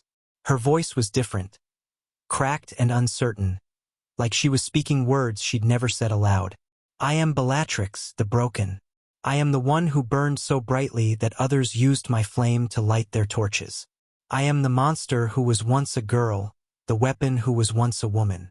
I am the sister who betrayed and the wife who was betrayed and the servant who served the wrong master for too long. Her voice grew stronger. And I am the one who is trying, despite everything, to remember how to be something else. The magic from her alcove was darker, shot through with red and purple, but it merged with the others without conflict. Harry felt her pain, her rage, her desperate hunger for redemption she wasn't sure she deserved. Now you, Narcissa said. Harry took a breath. He'd been thinking about this for 3 days. What words could possibly define who he actually was? In the end, he'd decided that the only answer was the truth. I am Harry, the survivor. The words came easier than he'd expected. I am the one who lived when others died, who fought when fighting seemed impossible, who kept going because stopping was never really an option. I am the orphan who found family in strange places, the weapon who refused to be wielded, the boy who faced death and chose to come back. He felt his own magic rising, joining the streams already flowing through the chamber. I am the one who inherited a war I never asked for and ended it the only way I knew how. I am the one who is tired of being alone, tired of being a symbol, tired of watching everyone I love get hurt because of who I am. His voice dropped. And I am the one who wants, more than anything, to finally have a family that doesn't get taken away. The magic reached critical mass. Harry felt it hit him like a wave, 4 streams of power merging at the center of the circle, flowing into him and through him and around him. His blood seemed to catch fire. His bones hummed with frequencies he'd never felt before. And beneath it all, something ancient stirred. So, the Hollow King's voice whispered through the converging magic. The heir attempts to strengthen his chains. How ambitious. The sisters must have heard it too. Harry saw them stiffen, felt their alarms spike through the forming bond. Don't stop, Narcissa shouted. Whatever it says, whatever it shows you, don't break the circle. The magic intensified. Harry felt himself being pulled apart and reassembled, felt black family blood mixing with his own, felt 1,000 years of history and duty and darkness flooding into his veins. He saw flashes of memory that weren't his, battles fought centuries ago, sacrifices made in this very chamber, the endless weight of watching and waiting and hoping the seals would hold. And he saw the Hollow King. Not clearly, it was too vast, too alien for human perception. But he caught glimpses, a darkness that was deeper than mere absence of light, a hunger that had existed before there were things to be hungry for, an intelligence that regarded human civilization the way humans regarded ant colonies, with detached curiosity and occasional casual destruction. You cannot bind what you do not understand, the entity whispered, and you will never understand me, little heir. You are too small, too brief, too mortal. Maybe, Harry said through gritted teeth, fighting to maintain his concentration. But I'm stubborn as hell. Stubbornness is just delayed surrender. Then I'll delay forever. The voice laughed, if something that vast and alien could be said to laugh. It was like hearing mountains collapse. We shall see. The ritual reached its climax. Harry felt something fundamental change inside him. His blood ran differently through his veins. Still his own, but also something more. The bond with the Black Sisters deepened exponentially, going from threads of connection to cables of shared consciousness. He could feel them now in ways he couldn't describe, not reading their thoughts exactly, but sensing them, knowing them, and he could feel the binding. It was vast. A web of magic stretching across Britain, anchored to dozens of sites and maintained by centuries of accumulated power. He could sense where it was strong and where it was weak, could feel the strain as the Hollow King pressed against its restraints. The entity was right about one thing. Harry didn't understand it. Couldn't understand it. It was too different, too alien, too fundamentally other. But he understood the binding. That was human magic, built by human hands for human purposes. And that, at least, was something he could work with. The magic settled. The light faded.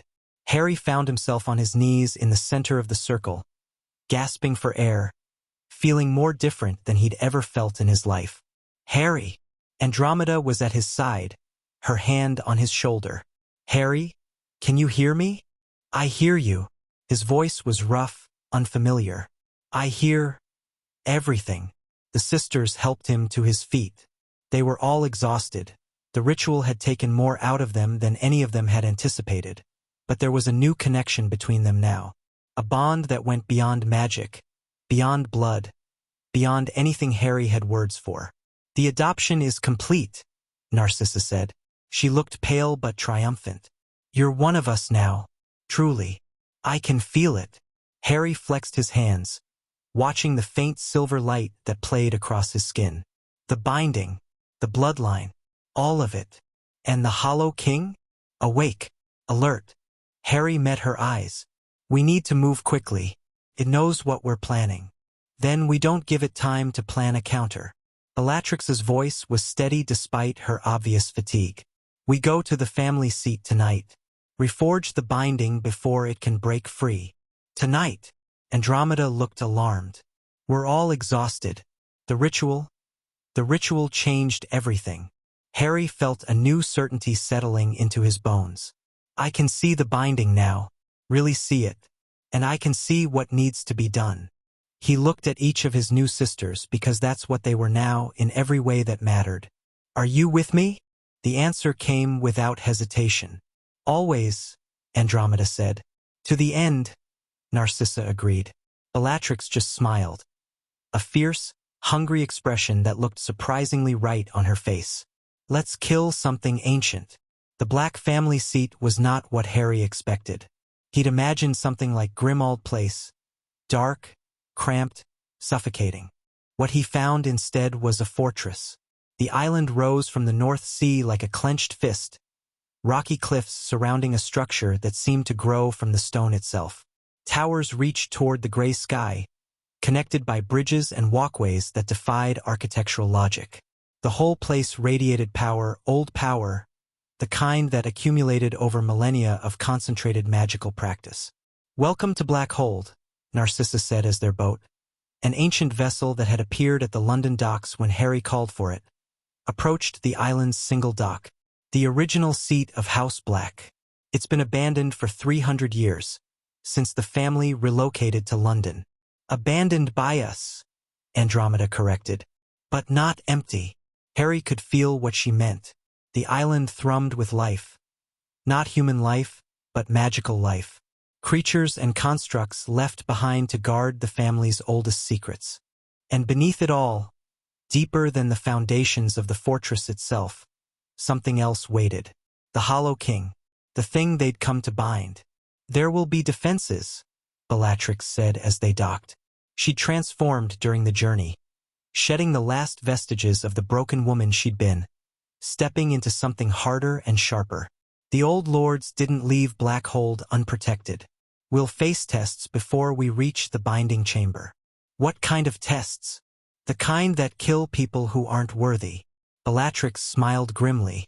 Luckily, you're a black now. The defenses should recognize you. Should. That's reassuring. I never said it would be easy. They climbed the stone stairs from the dock to the fortress gates. Massive iron doors inscribed with the same symbols Harry had seen in the ritual chamber. He felt them pulse as he approached, felt the magic testing him, tasting his blood. The gates swung open. First test passed, Narcissa observed. Only a dozen more to go. The interior of Black Hold was cold and dark, lit only by ancient torches that flickered to life as they passed. Harry felt the weight of history pressing down on him. Every step took them deeper into the accumulated legacy of his new family, past armories and libraries and chambers whose purposes he couldn't guess. The binding chamber is at the lowest level, Andromeda explained, directly above the convergence point. That's where the original anchoring ritual was performed, and that's where we'll need to perform ours. Any idea what we'll face between here and there? The records mention guardians, constructs made from blood magic and ancestral will. She paused at a junction, consulting some internal map. This way, they descended through the fortress, and the air grew colder and heavier with each level. Harry could feel the Hollow King more clearly now, a pressure in his mind, a darkness at the edge of his vision. It knew they were coming. It was waiting. The first guardian appeared on the 7th level. It emerged from the shadows without warning, a figure of twisted metal and ancient bone, twice Harry's height and radiating malevolent intelligence. Its eyes burned with silver fire, and when it spoke, its voice was the grinding of continental plates. "Who seeks the binding chamber?" "Harry Potter," Harry said, stepping forward. "Blood-adopted heir of House Black. I've come to reforge the binding." The guardian studied him for a long moment. Harry felt its awareness pressing against his new blood connection, testing, verifying. "You are black," it acknowledged. "But you are also other. The binding requires pure bloodline. The binding requires someone who can maintain it. Purity isn't enough anymore. The seals are failing because there aren't enough true blacks left." Harry met the construct's burning gaze. "I'm here to change that, to strengthen the binding with something new.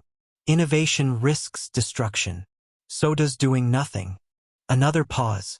Then, slowly, the guardian stepped aside. "Proceed, heir. But know this, if you fail, there will be no second chance. The Hollow King will rise, and everything your bloodline has protected will be consumed." "I understand." "No." The guardian's voice held something that might have been pity. "You don't. But you will." They pressed deeper. The next 3 levels were worse. More guardians, more tests, each one pushing Harry to demonstrate his connection to the black bloodline in different ways. He fought constructs, answered riddles, and at one point had to offer his blood to a door that drank deeply before allowing passage. By the time they reached the 10th level, all 4 of them were bleeding from multiple wounds and running on fumes. "Almost there," Narcissa gasped. Her arm was hanging wrong. A guardian on level 9 had gotten through her defenses. "The binding chamber is just ahead. Can you make it?" "I'll make it if I have to crawl." The final door was smaller than Harry expected. Plain iron with no inscriptions, no wards, no apparent protection at all. He pressed his hand against it and felt nothing. "It opens to bloodline and intent," Bellatrix said. "You have the blood. Do you have the intent?" Harry thought about what waited on the other side. The Hollow King, an entity older than human civilization, hungry and patient and terrible. He was about to face something that made Voldemort look like a playground bully. He pushed the door open. The binding chamber was vast. It shouldn't have been. They were deep underground, far below sea level, but the space stretched in directions that hurt Harry's eyes to follow. The walls were covered in patterns that shifted and writhed, never quite settling into recognizable shapes. And at the center of the chamber, contained within a sphere of intersecting magical barriers. "Hello, heir," the Hollow King said. "I've been waiting for you." Harry's first impression was wrongness. The thing in the binding wasn't a creature in any sense he understood. It was an absence, a hole in reality shaped like something that wanted to be real. When he looked at it directly, his mind slid away, refusing to process what it was seeing. "The seals are failing," he said, forcing himself to approach the binding sphere. "I can see the cracks." "Yes, your predecessors were diligent, but not creative. They maintained what was given them without ever improving it. Eventually, maintenance is not enough." The darkness pulsed. "You, however, are different. You have new blood, new ideas, new power. You might actually succeed where they failed." You want me to succeed? I want to be free. But failing that, and I must admit, the binding has proven remarkably persistent. I would prefer captivity under someone competent to captivity under fools. Something that might have been amusement colored the entity's voice.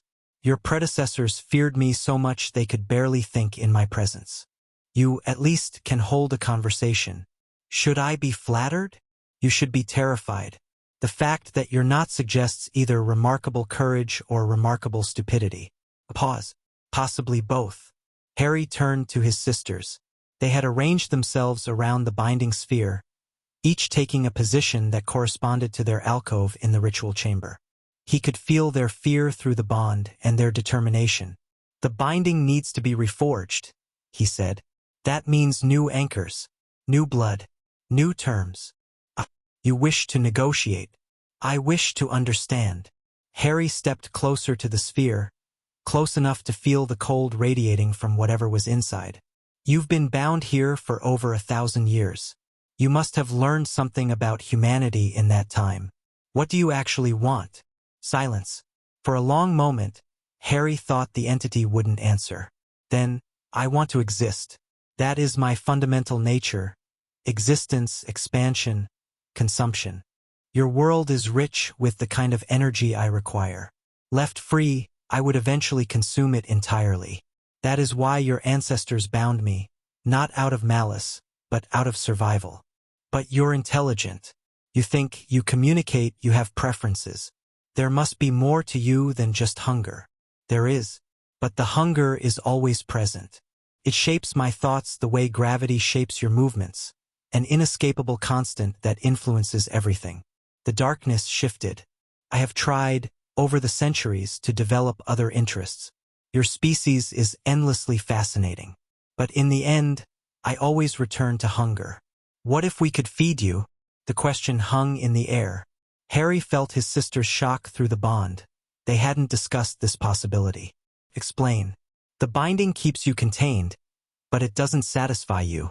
You press against the seals because you're hungry, not just because you want freedom. Harry's mind was racing, pieces falling into place. What if we created a system that fed you regularly, gave you enough energy to satisfy the hunger without consuming everything? That has been attempted. Your ancestors tried sacrifices, animals, prisoners, eventually volunteers. It was never enough, because they were trying to feed you life force. But that's not really what you want, is it?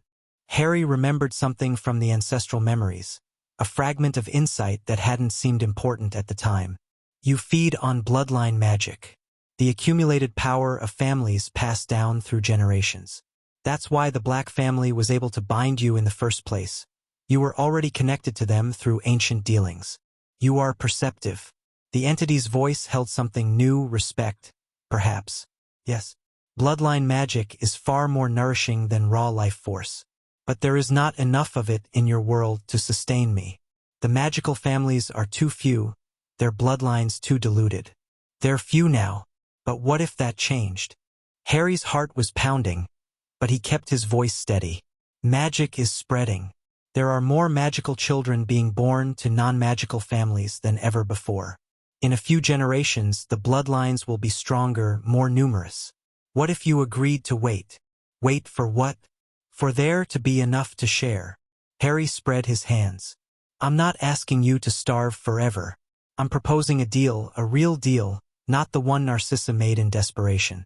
You stay bound, you stay patient, and in return, we establish a system for feeding you regularly. The excess power that magical families generate, the bloodline magic that would otherwise dissipate, we channel it to you instead. And in the meantime, you have us. Harry gestured to his sisters. For bloodline anchors instead of 3, the Black family magic is stronger now than it's been in generations. And he took a breath. I have connections to other powerful bloodlines.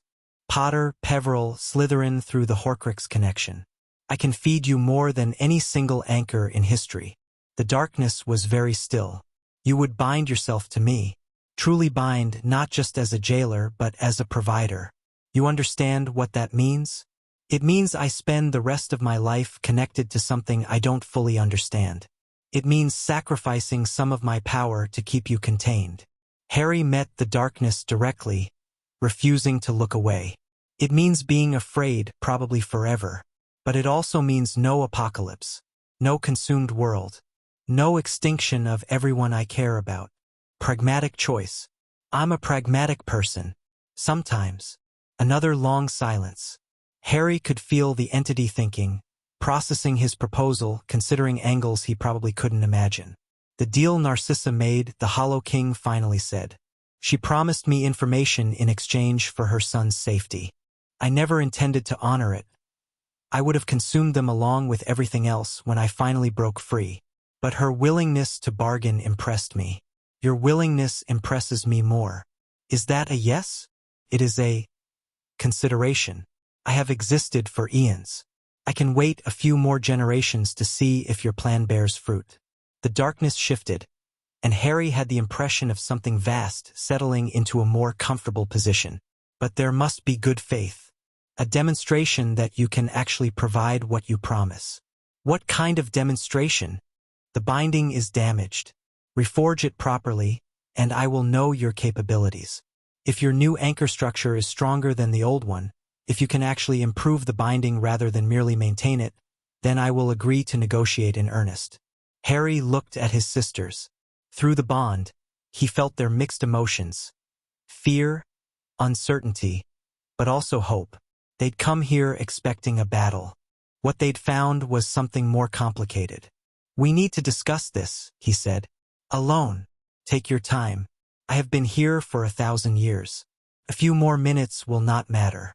They gathered in a corner of the chamber, as far from the binding sphere as they could get while still remaining inside. You're seriously considering this? Narcissa's voice was barely above a whisper. Making a deal with that thing? I'm seriously considering keeping it contained without having to fight a hopeless battle. Harry looked at each of them. The binding is failing. Even if we reforge it perfectly, it won't last forever. Eventually it'll break free, if not in our lifetime, then in our children's or their children's. Unless we find a different approach. Feeding it might work, Andromeda admitted reluctantly. The theory is sound. Bloodline magic does accumulate over generations, and there's usually no system for channeling the excess. Creating one could provide a sustainable source of nourishment. You're talking about institutionalizing human sacrifice, Bellatrix said flatly. No, I'm talking about redirecting waste energy. Harry shook his head. Nobody would have to die. Nobody would even have to suffer. We'd just be collecting power that would otherwise dissipate and giving it to something that needs it. To something that would consume us all if given the chance. To something that's going to consume us all anyway if we don't find a solution. Harry met Bellatrix's eyes. I know what it is.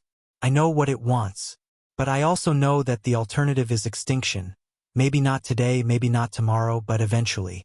Isn't it worth trying something new? Bellatrix was silent for a moment. Then, the girl I used to be would have found another way, would have fought until the end, refused to compromise with evil. And what does the woman you are now think? The woman I am now has learned that sometimes compromise is the only option. Bellatrix's expression was complicated. Sometimes surviving is worth more than principles. This isn't about abandoning principles. It's about being smart enough to recognize that some problems don't have heroic solutions. Harry looked at the binding sphere, at the darkness waiting inside. I killed Voldemort because he could be killed.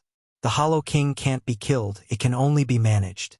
So we manage it, as intelligently and humanely as possible. And if it betrays us? Narcissa asked quietly.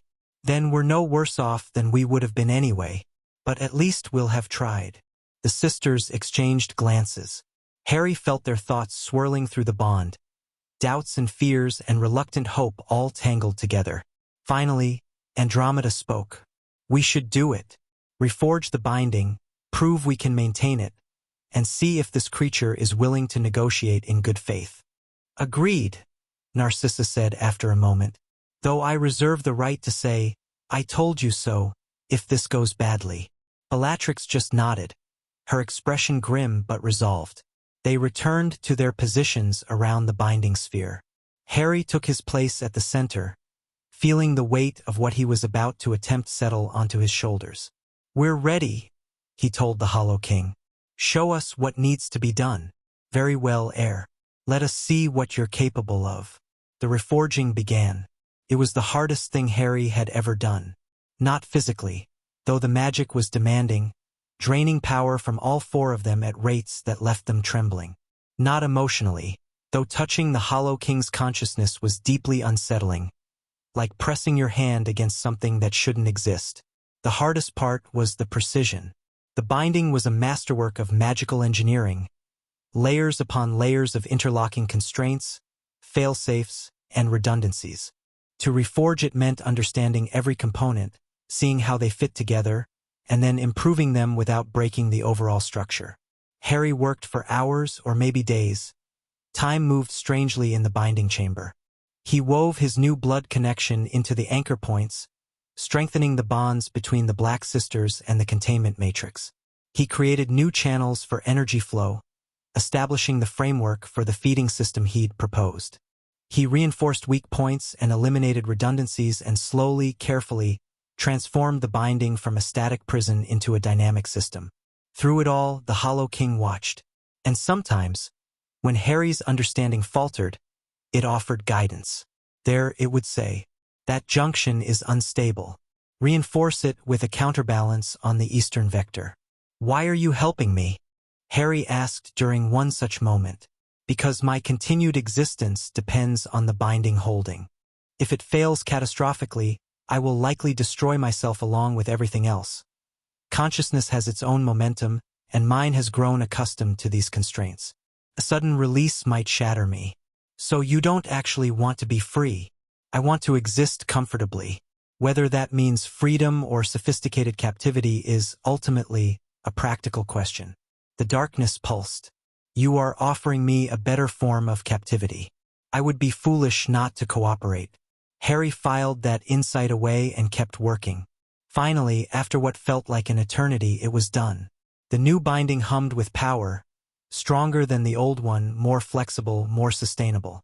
Harry could feel it resonating through his blood, connecting him to his sisters and to the Hollow King in ways he was still learning to understand. "Impressive," the entity said. "You have exceeded my expectations. The binding is acceptable." "Only acceptable?" "It is excellent, but I have an image to maintain." Harry laughed despite his exhaustion. "So we have a deal?" "We have the beginnings of one. The details will require negotiation: how much energy I receive, how often, what behaviors are permitted within my constraints. But yes, heir, you have earned my conditional cooperation." "Conditional on what?" "On you continuing to be interesting."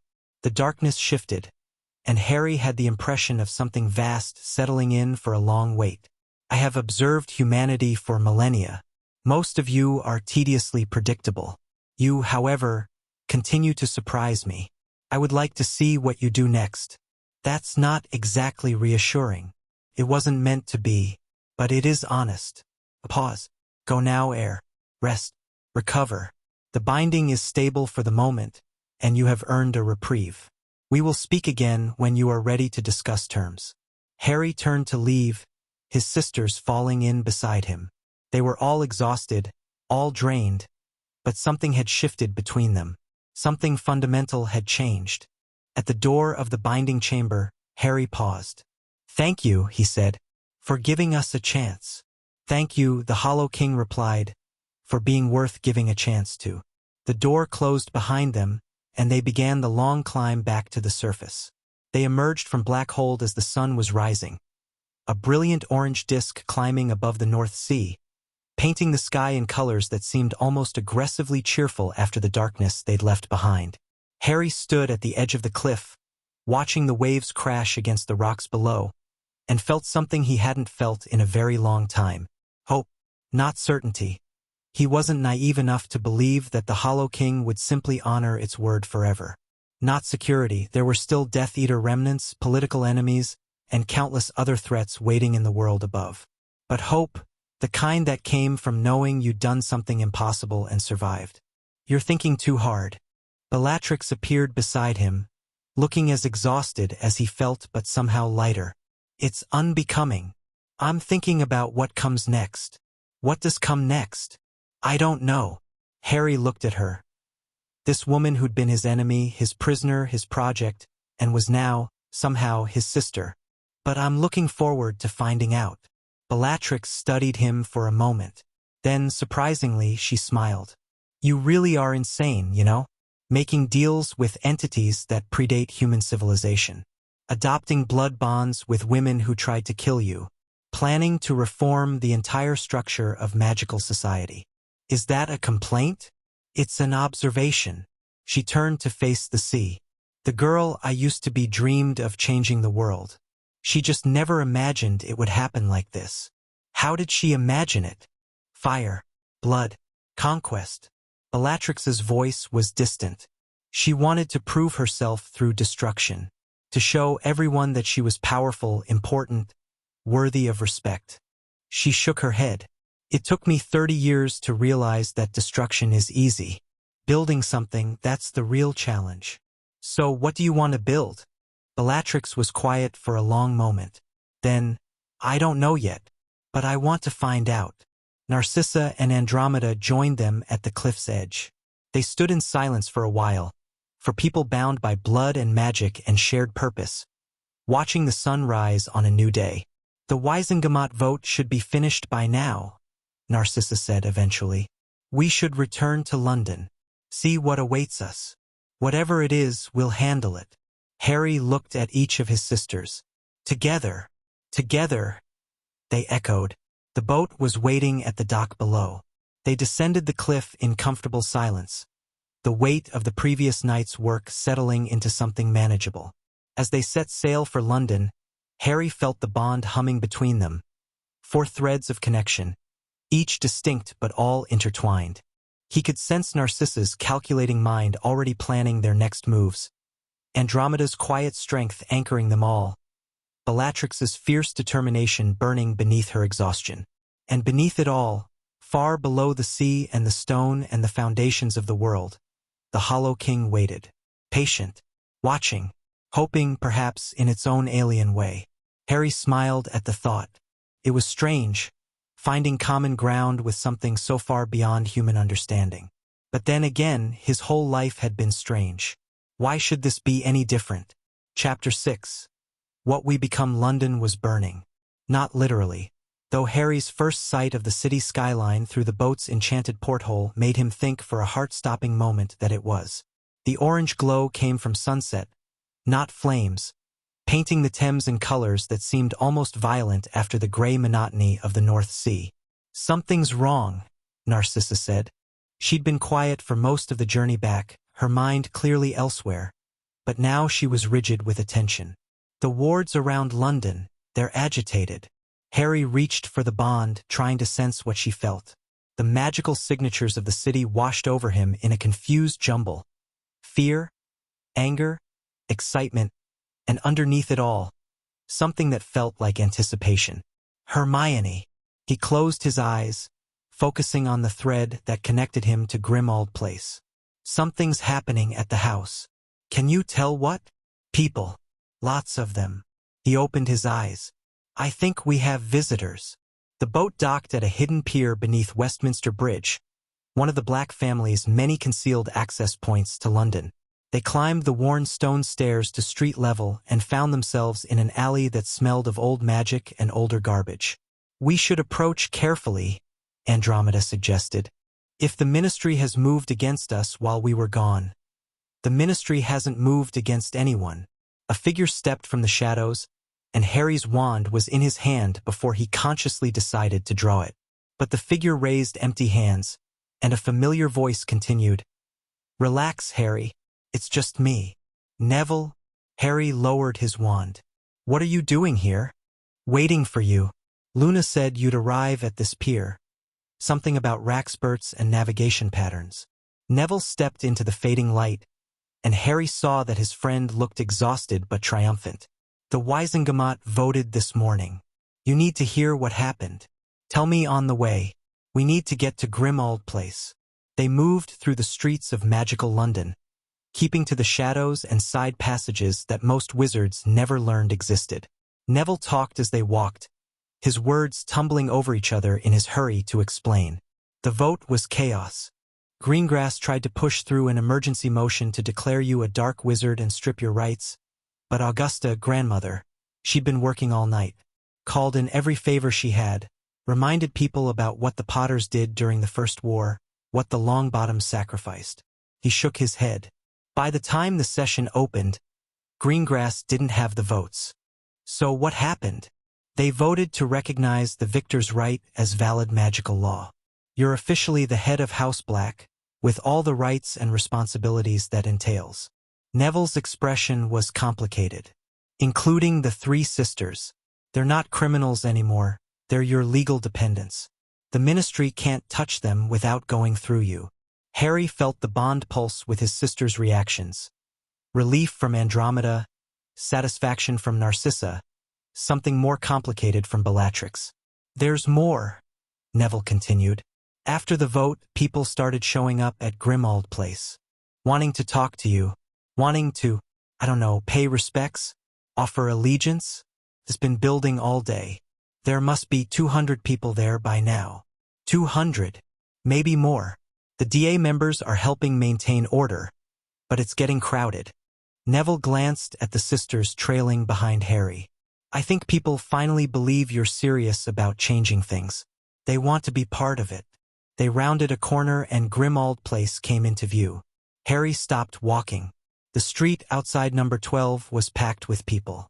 Witches and wizards of all ages, from elderly Wisengamot members in formal robes to young people who looked like they'd just left Hogwarts. They stood in clusters, talking quietly, watching the house like pilgrims at a shrine. Bloody hell, Bellatrix muttered.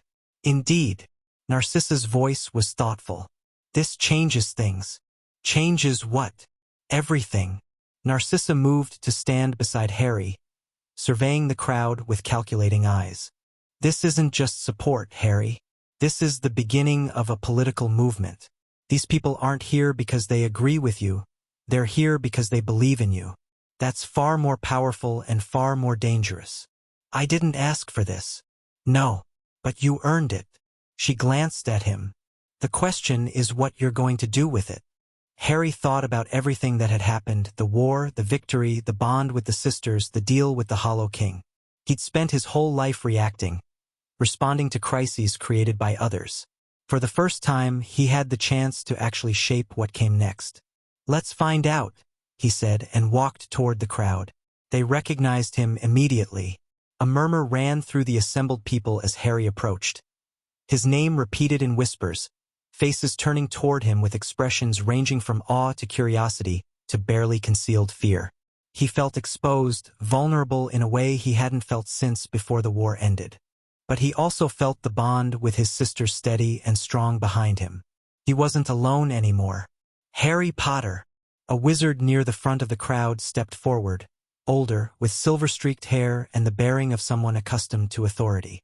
I am Tiberius Ogden. We met briefly at Diagon Alley. I remember. Harry inclined his head. Thank you for your support during the council confrontation. Support was the least I could offer. You saved us all. Ogden's eyes were sharp despite his age. But salvation creates obligations. The magical world is in chaos. The ministry is fractured. The old families are scrambling for position, and the common people are afraid. They need leadership. They have the ministry. The ministry is a shell. Power has always flowed through other channels. Family connections, political alliances, the quiet arrangements that never appear in official records. Ogden gestured at the crowd behind him. These people understand that. They're here because they believe you might actually change things. Build something new instead of just patching what's broken. That's a lot to assume about someone they barely know. They know enough. They know you defeated Voldemort when no one else could. They know you claimed the Black Sisters through ancient magic instead of executing them. They know you faced down the Emergency Council and won. Ogden smiled slightly. In uncertain times, people look for certainty. You've provided more of it in the past week than the ministry has in years. Harry looked at the crowd, really looked, trying to see beyond the mass to the individuals. He saw old families and new ones, purebloods and half-bloods and probably some muggleborns too. He saw hope and fear and desperation and ambition all mixed together. "I'm not a politician," he said. "I'm not interested in building a power base or playing games with people's lives." "Good. The magical world has had quite enough of politicians." Ogden's expression was serious. "What we need is someone who actually cares about making things better. Someone who's proven they're willing to sacrifice for what's right." "And you think that's me?" "I think it could be. The question is whether you're willing to try." Harry was silent for a long moment. Behind him, he felt his sister's attention, their thoughts brushing against his through the bond. Narcissa's calculating assessment of the political opportunity. Andromeda's cautious hope. Bellatrix's surprising surge of something that felt like pride. "I need to think about this," he finally said. "Tonight. Tomorrow I'll give you an answer." Ogden nodded, apparently satisfied. "We'll wait. We've been waiting for years. One more night won't matter." Harry continued toward the house, the crowd parting before him. He felt their eyes on his back, their hopes and fears pressing against him like physical weight. At the door of number 12, he paused and looked back at them one more time. "Whatever I decide," he said, loud enough for his voice to carry, "I want you to know that I see you. I see what you've been through, what you've lost, what you're afraid of. And I promise, whatever comes next, I'll try to make it better. For all of us." The door closed behind him, and Harry let out a breath he hadn't realized he was holding. The inside of Grimmauld Place was almost as crowded as the street outside. The DA members had taken over the ground floor, organizing the chaos with the efficiency born of years of resistance work. Luna was directing traffic, sending visitors to appropriate waiting areas with serene confidence. Hermione was running what appeared to be a registration system, documenting everyone who'd come and what they wanted to discuss. And in the kitchen, presiding over a cauldron of tea that seemed to refill itself, was Molly. Harry stopped in the doorway, genuinely surprised. Molly Weasley looked up, and her expression cycled through several emotions before settling on something that might have been determination. "Harry, I'm glad you're back. I didn't expect to see you here." "No, I don't suppose you did." Molly set down her ladle and turned to face him fully. "I owe you an apology. When I heard about the situation with the Black Sisters, I assumed the worst. I thought they'd corrupted you somehow, twisted your mind the way you know who twisted his followers." She took a breath. "I was wrong." "What changed your mind?" "Luna, mostly." She explained what actually happened, the bond, the legal situation, what you've been trying to do. Molly's eyes glistened. "And then I remembered who you are. The boy who risked everything to save my daughter. The young man who fought beside my sons. The person who's never once, in all the years I've known you, chosen the easy path over the right one." She crossed the kitchen and pulled Harry into a hug. He let her, feeling the familiar warmth of the woman who'd been the closest thing to a mother he'd ever known. "I'm sorry I doubted you," she whispered. "I'm sorry I let fear make me stupid." "You weren't stupid. You were being protective." Harry pulled back to meet her eyes. "That's what you do. It's one of the things I love about you." Molly wiped her eyes. "Now, are you hungry? You look like you haven't eaten in days." "Probably because I haven't." "Then sit. I'll make you something proper." She bustled back to the stove, already pulling out pans and ingredients. "You too," she added, pointing at the Black Sisters who'd followed Harry into the kitchen. "All of you. Whatever else you are, you're clearly exhausted, and I won't have anyone collapsing from hunger in this house." Harry felt his sisters' surprise through the bond, and their cautious gratitude. Narcissa inclined her head gracefully, Andromeda smiled, and even Bellatrix, after a moment's hesitation, took a seat at the kitchen table. "Mrs. Weasley," Narcissa said carefully, "I want you to know that I understand your concerns. What my family has done, what I personally have done, cannot be undone. But I give you my word that I will never act against Harry's interests. The bond wouldn't allow it even if I wanted to. The bond is magic. Magic can be broken. Molly didn't look up from her cooking. What I'm more interested in is whether you actually care about him. Not because you have to, because you choose to. The kitchen was quiet. Harry felt the weight of the question through the bond. Felt each of his sisters grappling with how to answer honestly. Andromeda spoke first. I care about him because he cared about my daughter. Because he was there when she died, and he carries her memory with respect. Because he's the first person in decades who's treated me like a person rather than a cautionary tale. I care about him because he's useful, Narcissa said bluntly. But I'm learning to care about him for other reasons too. His stubbornness. His impossible optimism. The way he looks at problems that have stumped generations and assumes he can solve them anyway. She paused. It's infuriating, but also inspiring. All eyes turned to Bellatrix. She was silent for a long moment, her expression unreadable. Then, I don't know what caring feels like. Not anymore. But I know that when he's in danger, something in me wants to destroy whatever threatens him. I know that when he's happy, the bond feels warm. And I know that I would kill anyone who tried to hurt him. Her lips twisted. Whether that's caring or just possession, I can't say. But it's the closest thing to genuine emotion I've felt in 30 years. Molly was quiet, considering these answers. Then she nodded once, sharply. Good enough. Now eat your food before it gets cold. They ate together, Harry, his sisters, Molly, and the various DA members who drifted in and out of the kitchen. The conversation was careful at first, stilted, but gradually warmed as food and exhaustion stripped away pretense. Harry found himself watching the interactions with something like wonder. Bellatrix discussing curse-breaking techniques with Bill Weasley, who'd arrived at some point during the evening. Narcissa offering political advice to Hermione, who was taking notes with furious intensity. Andromeda sharing stories about Tonks with anyone who'd listen, keeping her daughter's memory alive. This was what he'd wanted, he realized. Not power, not political influence, not even victory. Just this, people connecting, old wounds beginning to heal, something new being built from the wreckage of war. You're thinking too hard again. Luna appeared at his elbow, her usual dreamy expression in place. It makes you scrunch your face. I don't scrunch. You absolutely scrunch. It's quite endearing, actually. She sat beside him, folding her legs beneath her in that way she had. The Raxperts say you're worried about tomorrow. I don't believe in Raxperts. That's all right. They believe in you. Luna tilted her head. Are you going to do it? Accept what they're offering. I don't even know what they're offering. They're offering you the chance to matter. To be more than just the boy who lived, the chosen one, the weapon that killed Voldemort. Her voice was unusually serious. They're offering you the chance to be Harry. Whatever that turns out to mean. Harry thought about this. About all the labels that had been attached to him over the years, all the expectations and assumptions and prophecies.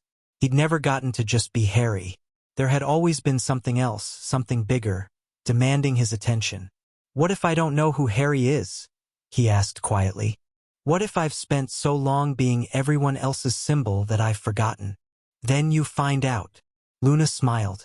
That's what life is, you know? Finding out who you are one day at a time. Most people just do it without the weight of an entire magical society watching.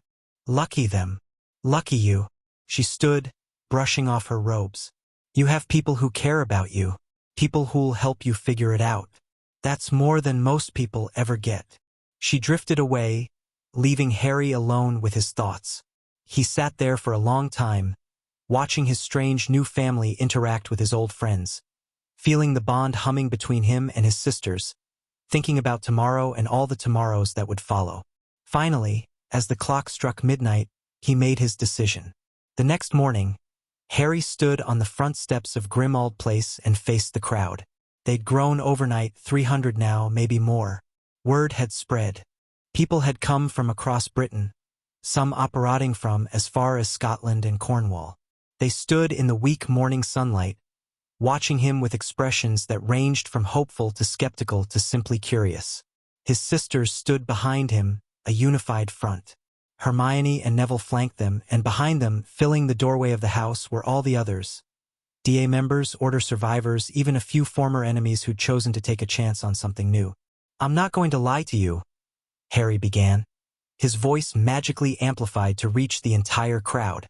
"I don't know how to do what you're asking. I've never been a leader in peacetime. I've never built anything. I've only ever destroyed threats and tried to survive." A murmur ran through the crowd, uncertain. "But I'm going to try anyway." Harry looked out at the sea of faces.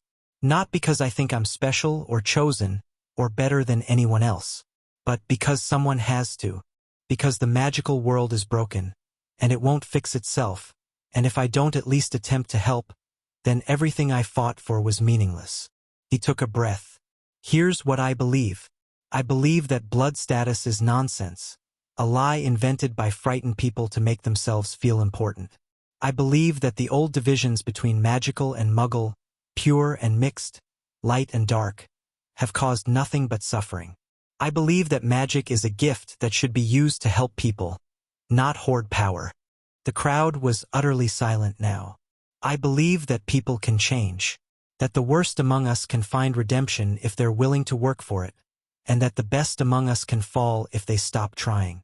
Harry glanced back at Bellatrix, who met his eyes steadily. "I believe that family is what you make it, not what you're born into. And I believe that the future can be better than the past, if we're brave enough to build it." He stepped forward, to the edge of the steps. "I'm not asking you to follow me blindly. I'm not asking you to abandon your judgment or surrender your will. I'm asking you to join me in building something new. Something that serves everyone, not just the powerful. Something that protects the vulnerable instead of exploiting them. Something that our children can be proud of." He raised his wand, and silver light spilled from the tip. Not threatening, but warm. Welcoming. "If that's something you want to be part of, then stay. Work with me. Challenge me when I'm wrong. Support me when I'm right. And never let me forget that power exists to serve, not to rule." He lowered his wand. "If it's not, if you're looking for a traditional leader, a new Dark Lord, someone to make your decisions for you, then this isn't the place for you. Go with my blessing and find what you're looking for elsewhere." Silence stretched across the crowd. Harry felt his heart pounding, felt his sister's support through the bond, felt the weight of the moment pressing down on him. Then Tiberius Ogden stepped forward and knelt. "I'm old," he said, his voice carrying clearly. "I've seen leaders come and go, seen promises made and broken, but I've never seen anyone offer what you're offering. A chance to build rather than destroy, to heal rather than wound, to grow rather than stagnate." He looked up at Harry. "I don't kneel because you demand it. I kneel because you deserve it, and I will follow where you lead." One by one, others followed. Not everyone. Some remained standing, some quietly slipped away, but enough. More than enough. A tide of people choosing hope over fear, future over past. Harry felt something shift inside him. A weight settling onto his shoulders, yes, but also a warmth spreading through his chest. This was what it meant to matter. Not as a weapon or a symbol, but as a person who other people believed in. "Then let's begin," he said. "We have a lot of work to do." The weeks that followed were the busiest of Harry's life. There were meetings, endless meetings, with Wisengamot members, ministry officials, foreign dignitaries, and ordinary citizens. There were plans to draft and proposals to consider and alliances to forge. There were crises to manage, conflicts to mediate, and countless decisions that would affect thousands of lives. Through it all, his sisters were beside him. Narcissa became his political advisor, her decades of experience navigating pureblood society proving invaluable. She taught him how to read hidden agendas, how to build coalitions, how to compromise without surrendering principles. Andromeda took charge of the social welfare initiatives, establishing programs to help war orphans, support trauma survivors, and integrate Muggle-born families into magical society. Her compassion and practical experience as a healer made her perfect for the role. Bellatrix surprised everyone, including herself, by becoming Harry's chief security officer. Her knowledge of dark magic and criminal networks proved essential for hunting down remaining Death Eater cells. and her fierce protectiveness of Harry extended naturally to protecting his broader mission. The bond between them deepened with time. Not just the magical connection, but something more human. Trust built through shared work, affection grown through daily interaction, understanding developed through countless small moments of vulnerability and support. Harry learned to read them without the bond, to know when Narcissa was worried by the way she held her teacup, when Andromeda needed space by the tightness around her eyes, when Bellatrix was struggling by the way she went quiet. They learned to read him too, anticipating his needs before he voiced them, challenging him when he needed it, supporting him when he didn't know how to ask. It wasn't always easy. They fought, sometimes viciously, about policy decisions and personal boundaries and the thousand small frictions that came with four strong-willed people living and working in close proximity.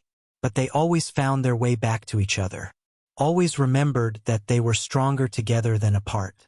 And beneath it all, the Hollow King waited. True to its word, the entity honored their agreement. Harry established a system for channeling excess bloodline magic to the binding, using enchanted collection points at magical schools and family estates. The Hollow King fed steadily, its hunger satisfied without consuming anything vital. And in their periodic conversations, brief, unsettling, but strangely productive, Harry began to understand the entity better. It wasn't evil, he realized. Not in any human sense. It was simply different. A being whose existence operated by rules that had nothing to do with morality or compassion. It consumed because that was its nature, the way fire burns or water flows. The binding didn't change its nature, just gave that nature a structure to work within. In a way, it was like the Black Sisters themselves, shaped by forces beyond their control, capable of terrible things, but also capable, given the right circumstances, of something else. Something better. 6 months after the Battle of Hogwarts, Harry stood on a balcony at the Ministry of Magic, watching the sun set over magical London. The city had changed in half a year. New buildings rose alongside old ones, their architecture blending traditional and modern styles. The streets were cleaner, safer, more welcoming to witches and wizards of all backgrounds. The fear that had pervaded everything during the war was fading, replaced by something cautious but genuine. Hope. You're thinking again. Bellatrix appeared beside him, her presence announced by the familiar pulse through their bond. I thought we discussed this. You discussed it. I ignored you. Typical. But her voice was warm, and when she leaned against the railing beside him, her shoulder touched his. What are you brooding about this time? Not brooding. Reflecting. Harry looked at her. Really looked, the way he hadn't been able to in those first chaotic weeks. She'd changed since then. The wildness was still there, but it was controlled now, channeled. Her eyes were clear, her expression open in a way he'd never seen before. You look happy, he said. I don't think I've ever seen you look happy. I don't know if happy is the right word. Bellatrix considered. Content, maybe. Settled. Like I finally fit somewhere. She glanced at him. Is that strange? Given everything. It would be stranger if you didn't feel that way. We've built something together. Something real. Something impossible. But she was smiling. A former Death Eater, a political manipulator, a grieving exile, and a boy who refuses to accept limits. We shouldn't work. And yet, she turned to face him fully, and something in her expression made Harry's breath catch. Harry, there's something I need to say. What? I've been thinking about the bond, about what it means that we're connected, not just magically, but in all the ways that matter. And I've realized. She stopped, took a breath. I've realized that the bond didn't make me care about you. It just made me unable to hide from the fact that I do. Harry felt his heart rate increase. Bella? Let me finish. Her voice was steady, but he could feel her nervousness through the bond. I spent 30 years as someone else's weapon. 30 years having my feelings controlled, manipulated, used against me. When the bond formed with you, I assumed it would be the same, just another form of ownership. It's not. I know. That's what I'm trying to say. She reached out, her hand finding his. You never used the bond to control me. Never commanded, never demanded. never made me feel like property. You just let me be. Let me figure out who I was without Tom's voice in my head. Let me choose. That's all I ever wanted to do. I know. Her grip tightened. And that's why I'm choosing this. Choosing you. Not because the bond compels me, but because you're the first person in my life who's ever earned it. Harry looked at their joined hands, then up at her face. She was terrified, he realized. More terrified than she'd been facing the Hollow King or confronting her husband or any of the other dangers they'd faced together. Because this was different. This was real. I don't know how to do this, he admitted. Relationships, feelings, all of it. I spent my whole life fighting. I don't know how to just be with someone. Neither do I. A small smile crossed her face. But we could figure it out together. Like we figured out everything else. Harry thought about the past 6 months. The battles, the politics, the endless work of rebuilding a broken world. Through all of it, Bellatrix had been there. Challenging him, supporting him, pushing him to be better. She'd seen him at his worst and his best, and she'd chosen to stay. Okay, he said. Okay, let's figure it out. He squeezed her hand. Together. She kissed him. It wasn't gentle or tentative or any of the things first kisses were supposed to be. It was fierce and demanding and tasted like everything they'd survived together.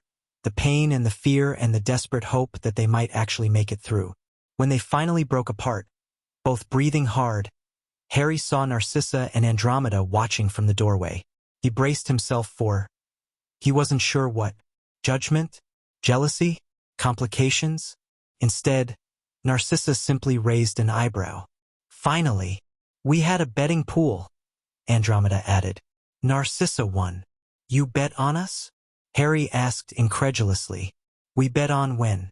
Narcissa's smile was genuine for once, without calculation. I said 6 months. Andy was convinced it would take a year. I thought you'd be more stubborn, Andromeda admitted. Both of you. Harry looked at Bellatrix, who was wearing an expression of mixed embarrassment and amusement, then back at his other sisters. You're not upset? Why would we be upset? Narcissa moved onto the balcony, Andromeda following. The bond connects all of us. What makes one of us happy strengthens us all. Besides, Andromeda added, watching Bella pine was getting tedious. At least now we don't have to pretend not to notice. I was not pining. You were absolutely pining. Mooning, really? Like a lovesick teenager. Harry found himself laughing. Genuinely laughing. The kind that came from somewhere deep and released tension he hadn't known he was carrying. Bellatrix was sputtering indignantly. Narcissa was smirking, and Andromeda was grinning in a way that made her look 10 years younger. This was his family. Strange and broken and far from perfect, but his. And he wouldn't trade them for anything. A year after the Battle of Hogwarts, the magical world had transformed. The Ministry was reformed, not dismantled, but rebuilt from the ground up. The Wisengamot included representatives from all backgrounds now, not just old families. Laws protecting Muggle-borns and magical creatures had been passed. The old prejudices weren't gone, but they were fading, pushed back by a new generation who'd grown up in the shadow of war and wanted something different. Harry's movement had become an institution, not a political party, but something more flexible. A network of people committed to building a better world, connected by shared values rather than rigid ideology. They called themselves the Phoenix Alliance, a name that had started as a joke about Harry's history with the bird and become something meaningful. The Black family had reclaimed its position in society, but differently than before. Instead of hoarding power and nursing grievances, they channeled their resources into the rebuilding effort. The vaults funded schools and hospitals. The properties became community centers and refugee shelters. The ancient knowledge that had been guarded for centuries was shared with researchers who could use it responsibly. And Harry had become something he'd never expected to be, happy. It wasn't the easy happiness of childhood dreams. Life was still hard, still complicated, still full of challenges that demanded everything he had. But it was real, earned, built day by day through work and love and the stubborn refusal to give up. He stood now in the rebuilt Great Hall of Hogwarts, watching a new generation of students sort into their houses. The castle had been restored, its scars healed, but there were changes too. A memorial wall bearing the names of everyone who died in the war. New portraits honoring heroes from all backgrounds. A curriculum that taught the history they'd lived through so future generations would understand. Bellatrix stood beside him, her hand in his. Narcissa and Andromeda were nearby, talking with the new headmistress, Minerva McGonagall, who'd come out of retirement to help rebuild what she'd spent her life protecting. "It's strange," Harry said quietly, "standing here without being afraid, without waiting for the next attack." "You miss it?" Bellatrix asked. There was no judgment in her voice. She understood better than anyone the complicated feelings that came with survival. "No, but sometimes I don't know what to do with the peace." He looked at her. "Does that make sense?" "Perfect sense." She leaned into him slightly.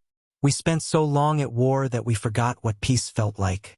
Learning to live in it is its own kind of battle. One we're winning, one we're surviving." Her smile was crooked but genuine. "Which, for us, is basically the same thing." Harry thought about everything that had brought him to this moment. The prophecy, the war, the sacrifice and loss and terrible choices. The unexpected bond that had connected him to 3 broken women. The deal with an ancient horror that had somehow become almost a partnership. He thought about who he'd been a year ago.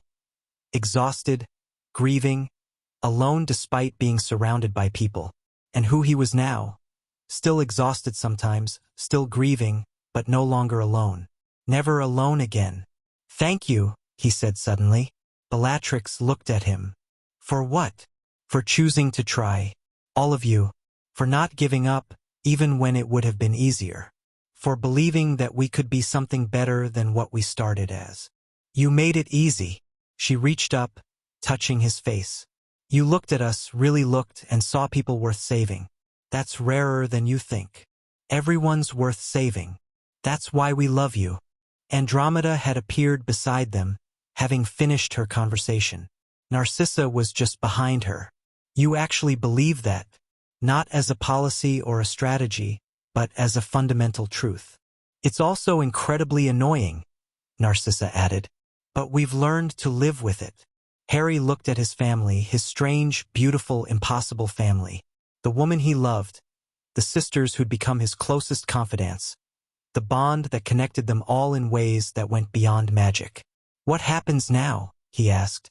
"We've rebuilt the school, reformed the government, established peace with an entity that wanted to destroy the world. What's left?" "Living," Andromeda said simply. "Just living, being happy, growing old together." "That sounds terrifying," Bellatrix suggested. "I was going to say boring." "It won't be boring." Narcissa's smile was knowing. "With this family, nothing is ever boring." As if to prove her point, a commotion erupted near the entrance. A young witch was running toward them, looking panicked. "Mr. Potter, there's an emergency. Something's happened at the ministry. A delegation from the American Magical Congress arrived early, and they're demanding to meet with you immediately, and they brought some kind of creature that's eating all the magical signatures and—" Harry sighed, looked at his sisters, saw them already shifting into crisis mode. Narcissa calculating political implications, Andromeda assessing potential dangers, Bellatrix reaching for her wand with barely concealed enthusiasm. "So much for peace and quiet," he said. "You'd be bored within a week," Bellatrix pointed out. "Within a day," Narcissa corrected. "Within an hour," Andromeda finished. Harry grinned, took Bellatrix's hand in his right, felt Narcissa fall into step on his left, sensed Andromeda close behind. The bond between them hummed with shared purpose, shared strength, shared love. "Well then," he said, "let's go save the world again." They walked together into whatever came next, and the future. Uncertain, challenging, full of possibility, stretched out before them. Not a fairy tale ending. Something better. Something real.